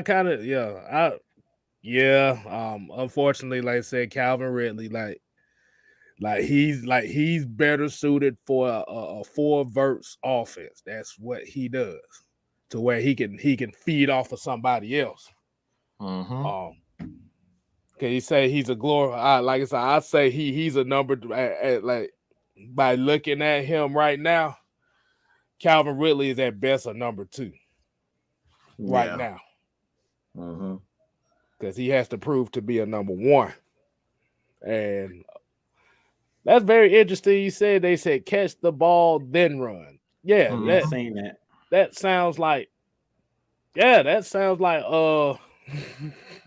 if you that's probably the reason why Christian Blake doesn't play. Because he's about as small as I am. He's about $190, $180. So yeah, that probably would explain why Olamide Zaccheaus don't get that many looks. Right, those are some small dudes, man. Yeah, but I think it's just coaching. Like when I seen it out and I watched him mic'd up, and I heard the coach say that. The first thing I thought about when I heard him say that was, don't do what you did last game. Don't catch a first down and get the ball punched out from behind. Right. He basically was like, catch the ball, basically. But that's coaching though, and that's why I said that this coaching staff is doing a great job because he reminded them before he went on the field, before he took the field, this is what you need to do. Even though they probably went over it all week during practice, great coaches tell you what you need to do before you take the field to make sure you processing it. Catch the ball first and then run. Here go Michael Walker says, so basically he's another wasted first round pick. Absolutely not. He's not wasted. That's not true whatsoever. What we're saying is because you don't fit a scheme, it's not an indictment on his talent, or it's not an indictment on our organization. Sometimes organizations just want to change philosophy because, one, I said this before, going to a high-powered offense like the Rams is going to cost you a lot of money. All right, that's going to cost because you're constantly going to need a ton of receivers. Even Dallas, you see Dallas, Dak only is good as his receivers are. All right, I think he's a good and a talented quarterback.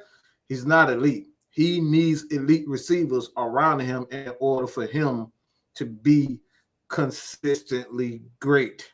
Not elite, but consistently great. I think he's a great quarterback, but I don't think he's elite. So, at the end, the Falcons are not going to need elite receivers to be successful in that offense. They need good offensive line play. They need good offensive running back play, and they need adequate receiver, tight ends, and wide receiver play.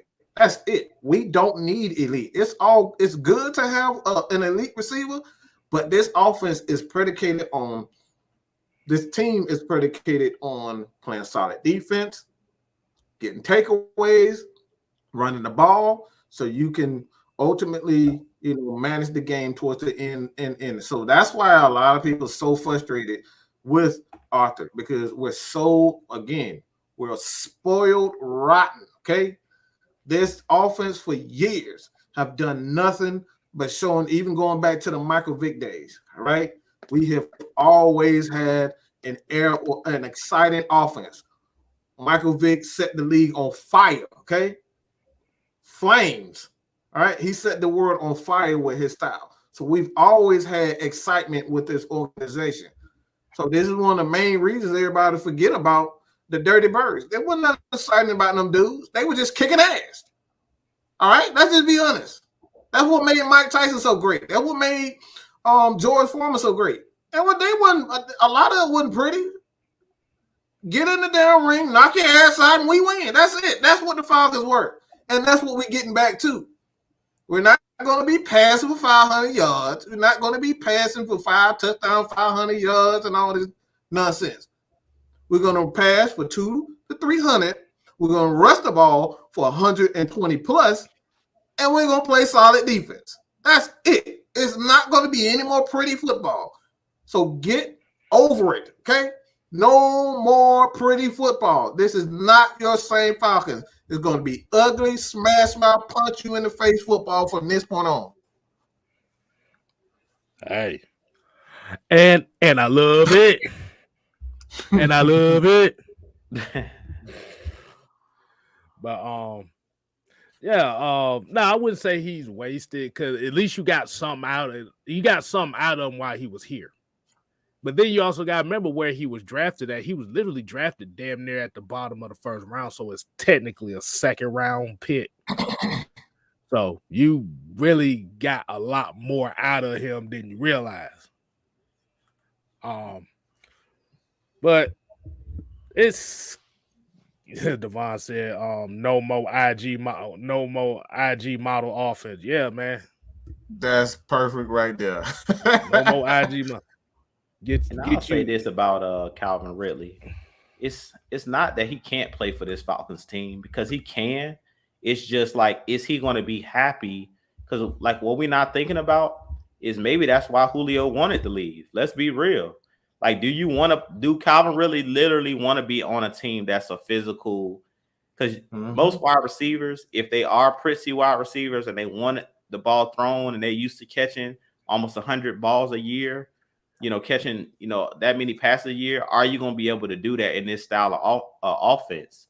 Chances are you're not going to be able to do that. And the prime example is Odell Beckham Jr. We seen him with the Cleveland Browns. They're a run first team. It's a reason why he wanted out of Cleveland. Everybody keep putting on Baker Mayfield. Had nothing to do with Baker Mayfield. It was more about Kevin Stefanski's offense is a run first offense. So they really didn't need him. Let's be real. They have Jarvis Landry. They have Austin Hooper. They have Njoku. So did they really need Odell Beckham? They really weren't using him. He fits better with the Rams offense because they're a wide open team that wants to throw the ball down the field like a Dallas, like the Falcons used to be with Dirk Cutter. But now that we've changed this regime, like Mike was saying, we really don't need 3 elite wide receivers. We don't. Really, we need, like you said, we need an elite offensive line. We need adequate quarterback play, like you said. We need a good running back or a cast of running backs, and we just need adequate wide receivers. Because if you look at the route trees that he's having these guys run, it's not as sophisticated as those offenses that want to take the deep shots and stuff like that.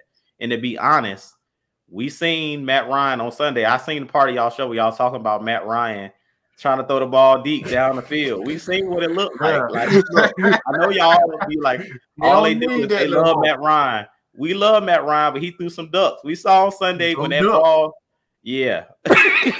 Yeah. Yeah, that's how we was look. That's how I was looking like. Yeah. Right. So at this point, them years are behind Matt. Let's just be real. Matt Ryan, Like, he can occasionally take that deep shot, but do you want him throwing like the Rams where you're throwing 20 plus passes, 25, 30, 40, 50 yards down the field a game? That's not Matt Ryan's game at this point. Wasn't Drew Brees' game, close to the tail end of his career. So at this point, I feel like the style of offense that we're currently running just suits Matt Ryan better. Let's just be real. No, it's not catching any aspersions on Matt Ryan. It's just he fits better in this offense. And I talked about it before. We might as well start calling him. He's the new John Elway. He's going out like the Denver Broncos ended John Elway's career. Tough defense, Yes, smash mouth football. Hand the ball to TD, let him do his thing. Occasionally hit Shannon Sharp over the middle on a slant. Maybe he take it to the house off of yak yardage. But they weren't having John Elway throw the ball down the field like he was when he was in his prime. So at this point, it's the same thing. We're not winning off of the arm of Matt Ryan anymore. Yeah, he'll make a couple of plays here and there, but we're not relying on Matt Ryan to win and lose games for us, which I think is the best thing for this team. Let's be real. It's the best thing at this point. I want to say something too, okay? Because I see these questions and comments all the time. All right. And I want to make this clear. Get over it. Get over it. What am I talking about? Quarterback salaries. There's nothing you can do to stop it. Okay? There's nothing we could do to stop it. The baseline for NFL quarterbacks, our starting NFL quarterbacks, is $30 million. Period, point blank. If you're making under $30 million as a starting quarterback, you're grossly underpaid. So anything other than that, you're just going to have to deal with it. All right? It's not going to change. Right? And that's something. This is not 1990. This is not 2000. This is 2020. Inflation has happened. $40 million ain't $40 million anymore. There's a difference. All right. So we got to understand that things have changed. The world has changed. All right. $1,300 ain't going to do you much. Like people rent costs $1,300. You know what I'm saying? We get that. Some people get that in a month. It has changed. So why am I bringing this up? Matt Ryan he's getting underpaid. He's getting underpaid. He took a restructure so he can make sure that the team have what we need. Quarterbacks are like who's not half of Matt Ryan and making $35 million. This man, Josh Allen, looks like he's declining and he just signed a $200 million contract extension. So let's chill with the Matt Ryan is overpaid. Every quarterback is quote unquote overpaid because of the job description that they have. You got to take this into account, and this is something that we stated during our space. Is that Matt Ryan? He has to be everything right now. He's got to be a motivator to his team. He got to put the offensive line in the right position. He got to tell the receivers, the running backs, what they have to do, what their position, what their job is, pre-snap, pre-snap. All right. A lot of these guys don't even know the offense. So Matt Ryan has to be the on-field coach. So he got like 3 or 4 jobs before he even get to do his own job. So these are the reasons why each quarterback has, and that's why I say we got to respect quarterback. You have no idea what it's like to sit on the field or be a leader of an organization, because guess what? They have so many hats. Matt Ryan has so many hats right now. Not only that, the dude got to be a total professional when they ask stupid questions about Caleb McGee, when they ask stupid questions about the head coach, when they ask stupid questions about his running back. Matt Ryan has to sit back and get a company line. Hey, man, we're doing our good. We're doing our best, blah, blah, blah. This man is getting paid. These quarterbacks get harassed on a daily basis. Nobody even looks at the physical aspect of being a quarterback. A lot of these quarterbacks, are, like we just seen an issue with Philip, I forget the guy's name, but he's in the news for CTE. There's a physical aspect of football that we got to respect from guys like quarterbacks because, like Tom Brady, this dude has been getting hit for 20 years. A little less than others, but you kind of get the point. He's been getting hit for 20 years. So we got to respect the quarterbacks. $30 million to not be able to walk after you retire. A lot of these quarterbacks won't even be able to walk.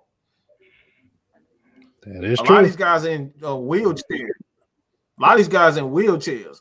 Jim McMahon, not Jim McMahon, but Jim Kelly. We done all seen what happened to Jim Kelly. God bless him. A lot of these quarterbacks can't even walk.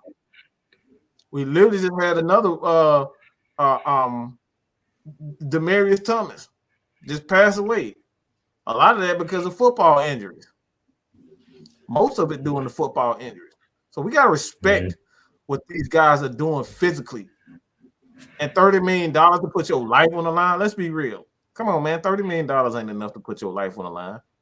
And these guys going out and actually doing it. So let's respect these players and stop talking about, oh, he getting overpaid. No, the hell he ain't. To put your life on the line for $30 million? Come on, bro. That is, yeah. And we got a $9.99 super chat. That 9 month 4504. Said y'all got one job, get it done, bruh. Hashtag who that. Appreciate $9.99. $9.99. $9.99. We appreciate it. We definitely, man. Hey, like I said, man, we really respect everybody. Like I said, man, all you have to do is give us a question on any one of our channels, and we will make a video, even if it's Saints. Look, bro, we sports fans at the end of the day, and like I said, we will make a video on the Saints. If you want us to make a video of how your team, how we feel that your team is, we will do so. All right, just ask you, ask KStylzz, at AskMADMIKE, ask Miss Maggie, ask Twisted, anybody. This the morning show with Rich and Magnus. We are here to answer your questions. But you know, Miss Maggie, again, she said this. A lot of people don't know. We had, you know, I've had conversations with Terrence Mathis, and a quarterback that we all love that took us to a Super Bowl. This man he's having a hard time, Chris Chandler, with CTE right now and concussions. He's having a hard time. And he definitely, he tells us all the time, we got to send prayers out to him because he's not doing good. Send prayers out to guys like John Abraham. John Abraham is not doing good. We got to respect what these players are doing, putting their body on the line, not only for themselves, but a lot of these people come from absolutely nothing. They didn't grow up with a silver spoon. So they sacrificing their lives for their own families. Just like these soldiers go to war, Jew dad know, Jew father, you know, the military man putting his life on the line for us. And we up here talking about they overpaid. Come on, man. A lot of people won't even put their life on the line for their own baby. So let's just keep it real. These players are doing exactly what they need. They deserve more respect than what they've been getting. Exactly. And also, Malik Holmes here said, hey, Andrew Luck was going to be the next John Elway. Dude played 5 years. A great point. Yep. He called it quits. Why, KStylzz? He kept getting hit. Yeah.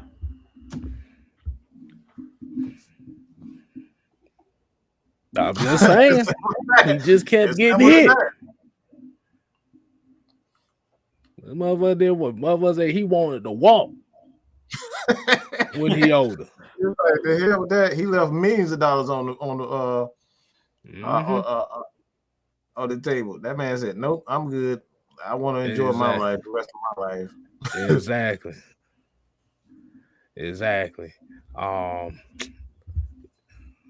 Mills has said gladiators need every dime. Because, like I say, even when we look at these players' contracts, and this goes to all positions, when we look at these players' contracts, you gotta pay attention. How much are they really making when you take away lawyer fees? When you take Agents. away that, you got housing, property insurances you gotta pay. You got agent fees. You got taxes. Hey, did y'all? And I'm about to say, I know a lot of people probably know this, but do you know that NFL players get taxed in every city they play in? Yeah, I heard that. That's crazy. But I They heard get that. so for every city they play in, depends on if it's Florida or the non-tax cities. Mm-hmm. Do a lot of these people know that these players get taxed for every city they play in? You already in a certain tax bracket as it is already. I got a question for the panel too, KStylzz. What's up? I seen it was in the chat. I don't see the question, but they was talking about Deion Jones being traded, and we talked a little bit earlier in the show about people saying that Deion is not playing well this season. Personally, I don't think that Deion's going to be the odd man out. I really think that Foye could end up being the odd man out. The question that I seen was saying that could Michael Walker kind of fill Deion Jones's shoes if we trade Deion Jones? But really, I think that the person that Michael Walker will be replacing is Foye because his contract is up after this season. A lot of people don't realize that Deion Jones is under contract, so I don't see a reason why you would trade somebody under contract. I really feel like Foye could be the odd man out. And I was going to do a video about talking about Foye, and I still probably will do it on my channel. But I kind of wanted to get you guys' thoughts on that. Do you guys think that Foye is going to get re-signed? Or do y'all think that they'll look at a guy like Michael Walker, and if he continues to play like he's been playing, will they say, we'll just keep Michael Walker because he's still on his rookie deal because of the cap situation that we're in?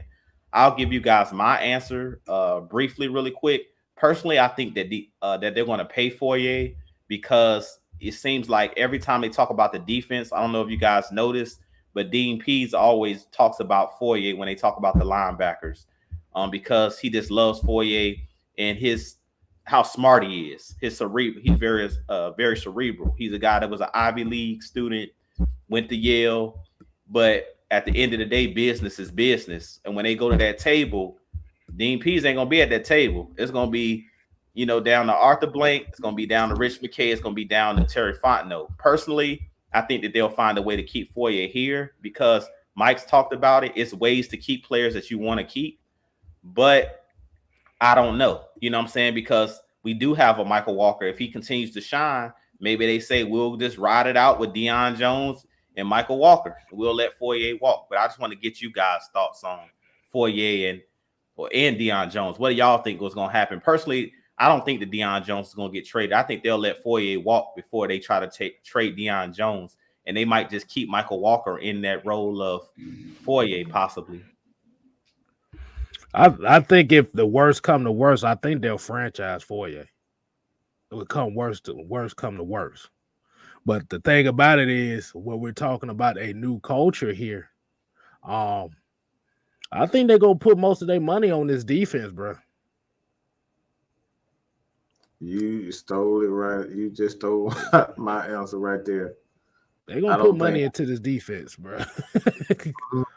I think that's it. I honestly, that's why I said this offense is cost efficient. We spent so much money to build this offense throughout the years, going back to 2008, going back to Michael Vick days. We spent so much money on the offense just to make sure that our quarterbacks, all right, a lot of people always make we went out and signed guys like Peerless Price. We went out and drafted tight ends, Reggie Kelly, all types of tight ends to make sure Vic had his weapons.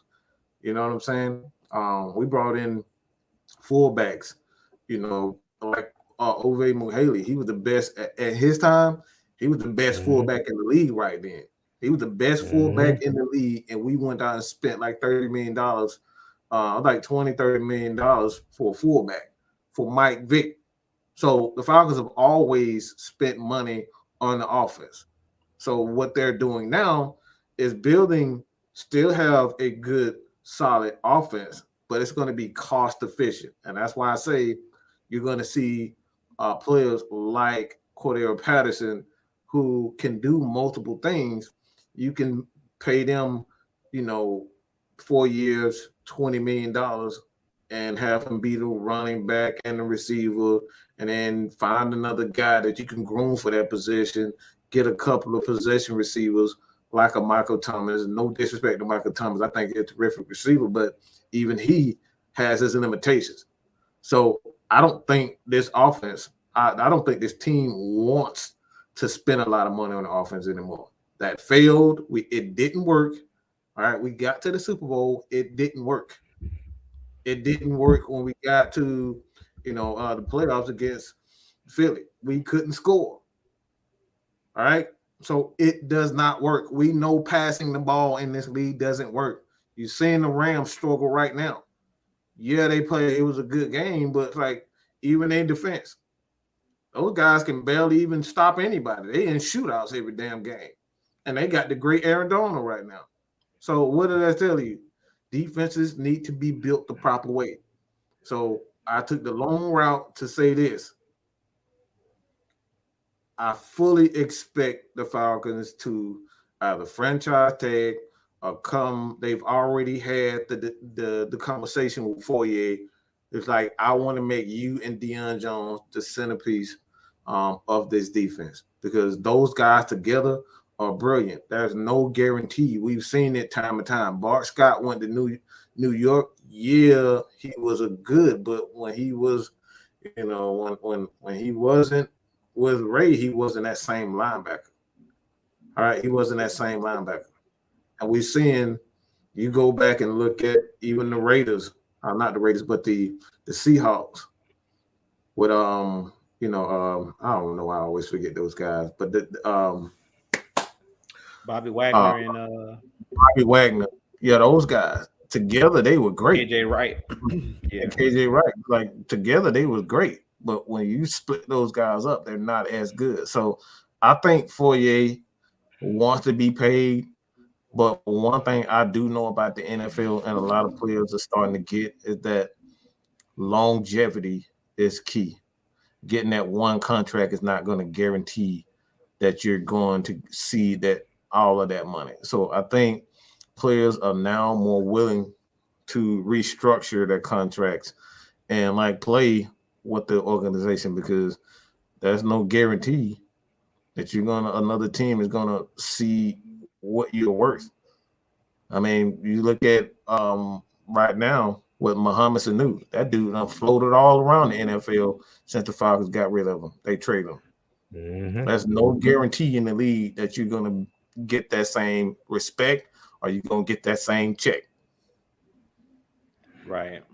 Yeah, I completely agree with y'all. And just to add on to what y'all was saying about Fourier, like I said, with him being the Mike linebacker, he's making all the calls and stuff like that. Yeah, Deion Jones could go back to doing that, but I don't see them like players you want to keep. You'll find a way to keep them. We've seen the Saints do that. We've seen the Falcons do that. Whether you restructuring somebody, whether you franchise tagging, I just think that they're going to bring Fourier back. But another thing we have to keep in mind, and I'll mention this in my video and then I'll leave it alone.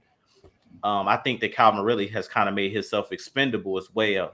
The way that this season went down, because I really felt like going into the season, Calvin Ridley or Fourier were going to be on the chopping block. Like one of those guys were going to get let go. But because of the way that this season kind of went down, now at this point, it's like, okay, it's almost like the inevitable. We seen what Fourier gave us. Calvin wasn't here, so at this point, we'll just have to wait and see. But I think that going into the season, I kind of figured one of those players, because Calvin Ridley was looking for that big contract, Fourier was looking for that big contract. He kind of eliminated. I feel like Calvin kind of eliminated himself from it because he didn't play. So, and then Fourier had a season where he kind of balled out. He's having a Pro Bowl season. So it's no way that I could really see the Falcons moving on from him. But if they do, I think we really need to start looking at Fourier as the one if we're going to say somebody's expendable, because Deion's already signed. So we've talked about the salary cap. We talked about how hard it is to kind of maneuver and move off of a contract once you done signed the player. Right.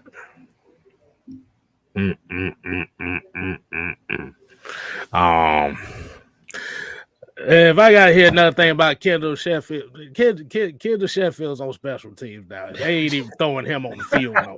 He's special teams. He a gunner now. I can tell y'all now, Kendall Sheffield is expendable. He on his way out of here. I'm gonna tell y'all right now.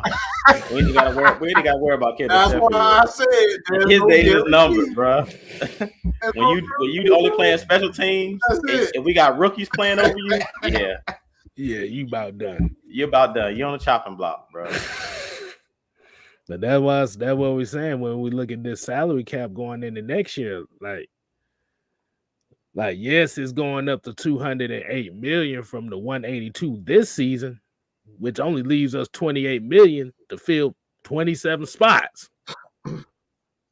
Right. So you think $28 million is a lot of money, but when you got almost 27 to 28 roster spots you got to fill up, that really ain't nothing. Yeah, man. You gonna fill all 28 of them spots with 1 year, $1 million deals? Them folks gonna look at you crazy like, bro, ain't no way I'm finna play for this. But my bad. I was kind of looking at these. Man, they from what I saw here, but they got this thing called the NFL paycheck breakdown. Like these motherfuckers, bro, they take $10,000 on meals. 10,000. You get taxed on the food you eat, the equipment you wear, training camp. These motherfuckers get taxed a lot. They make a lot of money on the surface part of it, but underneath it, and you gotta think about it. And with them being in that tax bracket like that, they get taxed maybe like they like in the 40% as far as the tax bracket. So yeah, his salary his salary is a lot, but when you take away them taxes, these players ain't making as much as you think they are. That's why you see them pushing out for endorsements and stuff, because that's the stuff that they get. But they still got to pay the taxes though. And that's why Marshawn Lynch is a G right now, because he took them NFL paychecks and he just used those. He never spent an ounce of he never spent $1 of his endorsement money. That shit crazy. Yeah, I'm on. All right, so we're gonna go ahead and wind it down for the night. We definitely appreciate everybody tuning in to the Heavy Hitters. Boom, boom, boom, boom. Make sure you continue to subscribe to. Make sure you continue to support and subscribe to AFN on the road to 2K. We trying to get to that 2K. We need 80 more people before Christmas. So hopefully y'all make that happen for us. So we definitely appreciate that, as well as your boy 6-Man KStylzz at all social media handles except Facebook, because I don't fuck with that, which sounds crazy, but I don't fuck with Facebook. Instagram, Twitter is all the same handle. Yes, Millie Mills, I will be dropping that video tomorrow. God damn. I got you, man. I got you. I'll be dropping one tonight too. I'll be dropping probably two, depending on how I feel. I might be dropping 2 tonight. Yeah. Drew already got one. He already got, so y'all head over to Drew TalkSports. Yeah. Check out his latest video. Yeah, I got one that I dropped today. Then I'll be dropping this week one about Dante Fowler that I wanted to drop like a week ago. It'll be talking about his salary, and if he gets so many sacks, he gets an incentive. So he's close to getting that incentive. So I'll be dropping that video, and then I'll be doing a video talking about Foyer and a possible new contract, like we kind of talked a little bit about here, Right. but it'd be a little bit more in depth of what I think the Falcons might do. Right. So yeah, so we got plenty of things coming up for you here. Miss Maggie got one coming out too. See, we got plenty of content for y'all. Just put everybody into one. Put everybody. Do us a favor. Create yourself an AFN playlist so you can every time we drop, like you don't have to watch it now, but put everybody's video inside the playlist so you can guys keep up, with most of the videos. It'll save you a lot of time. Believe me. Exactly. I'm a YouTube head, so I know. I'm a YouTube head. I get carried away. I get lost on YouTube, man. Hey, that's how it be sometimes, man. That is how it be sometimes. But yeah, like I said, definitely you support your boy 6-Man KStylzz, and I'm gonna go ahead and I'm gonna pass it down to Drew. Let you go ahead and get your final plug in.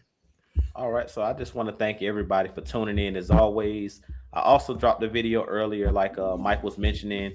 Wasn't able to do the post-game show for you guys because I lost a family member. So that was why I wasn't on the show with y'all on Sunday after the victory against Carolina. But I appreciate each and every one of you guys who reached out to me, whether it was on my community tab, whether it was in my comments. Like, those small words go a long way, just stopping by and saying, I hope everything is all right, Jew. And I really appreciate you guys for that. Like I said, it's the holidays, the Christmas season. This is the time you spend with your family and your loved ones. We recently just seen DT pass away at the age of 33. I'm 32. So he's the same age as my older brother. So, DT was super young to pass away at age 33. Just hug your loved ones. Tell your loved ones you love them, because you never know what somebody's going through. You never know, so, and that's what Mike was talking about. These guys taking hits. They were saying that DT was suffering from seizures and stuff like that. Shannon Sharp talked a little bit about it because he's a former Denver Broncos player. And he said that a close friend of theirs was talking to, telling him that DT wasn't doing well and he didn't get a chance to reach out. He said that was about 2 months ago and he never reached out, and now DT's gone. So like I said, man, just, make sure you tell your loved ones that you love them, you care about them. Like I said, this is the season to spend time with your family, the holiday season. It's not always about the gifts, but it's about creating those memories, because you never know when it's going to be your last time being with that special person or that special somebody. So with that being said, like I said, we love you guys. I appreciate you guys. I don't even take these shows for granted. You never know. Like doing these shows with Mike KStylzz, like you never know when it's going to be your last time doing a show or just hanging out, talking to you guys in the chat. We appreciate you guys. Like we say, Atlanta Falcons Nation Heavy Hitters is not just us. Atlanta Falcons Nation is all of us. So with that being said, I'm going to kick it over to Mike. Well, like you said, man, it's coming up on 1 year of me losing my mom. So those words hit home for me, and for Maggie as well. Like I said, I take nothing for granted. I take nothing for granted whatsoever. I'm just going to continue to say, we really and truly love you guys, because you sit here every day, listen to our foolishness, let us ramble on and on and on and on about our Falcons, curse each other out, you know what I'm saying, going back and forth with debates. But at the end of the day, we appreciate you guys, because you just, at the end of the day, man, we all, we all just want the same thing. We want to be successful. We want our team to be successful, and we just want to be happy. So with that being said, man, we appreciate everybody. I'm about to pass this thing over to KStylzz. I don't know if I might do a Trey Young behind the back, or LeBron behind the back, or LeBron bounce pass. I don't know what I'm in the post. I'm in the post. You in the post? I just check that thing. I just lob it up to you. Like Shaq. Go ahead and do your thing, Shaq. Hold on, wait a minute. Yo, definitely appreciate everybody here, as in AFN, as we all. No, hold, wait a minute. As we always say, AFN. We ain't here to play. We here to stay. Yo, gotta go home. But man, real, you can really do that. Mike, what do we do? They ain't gotta go home. Let's get the hell out of here. Deuces. Motherfucker. Curry for Swish, motherfucker.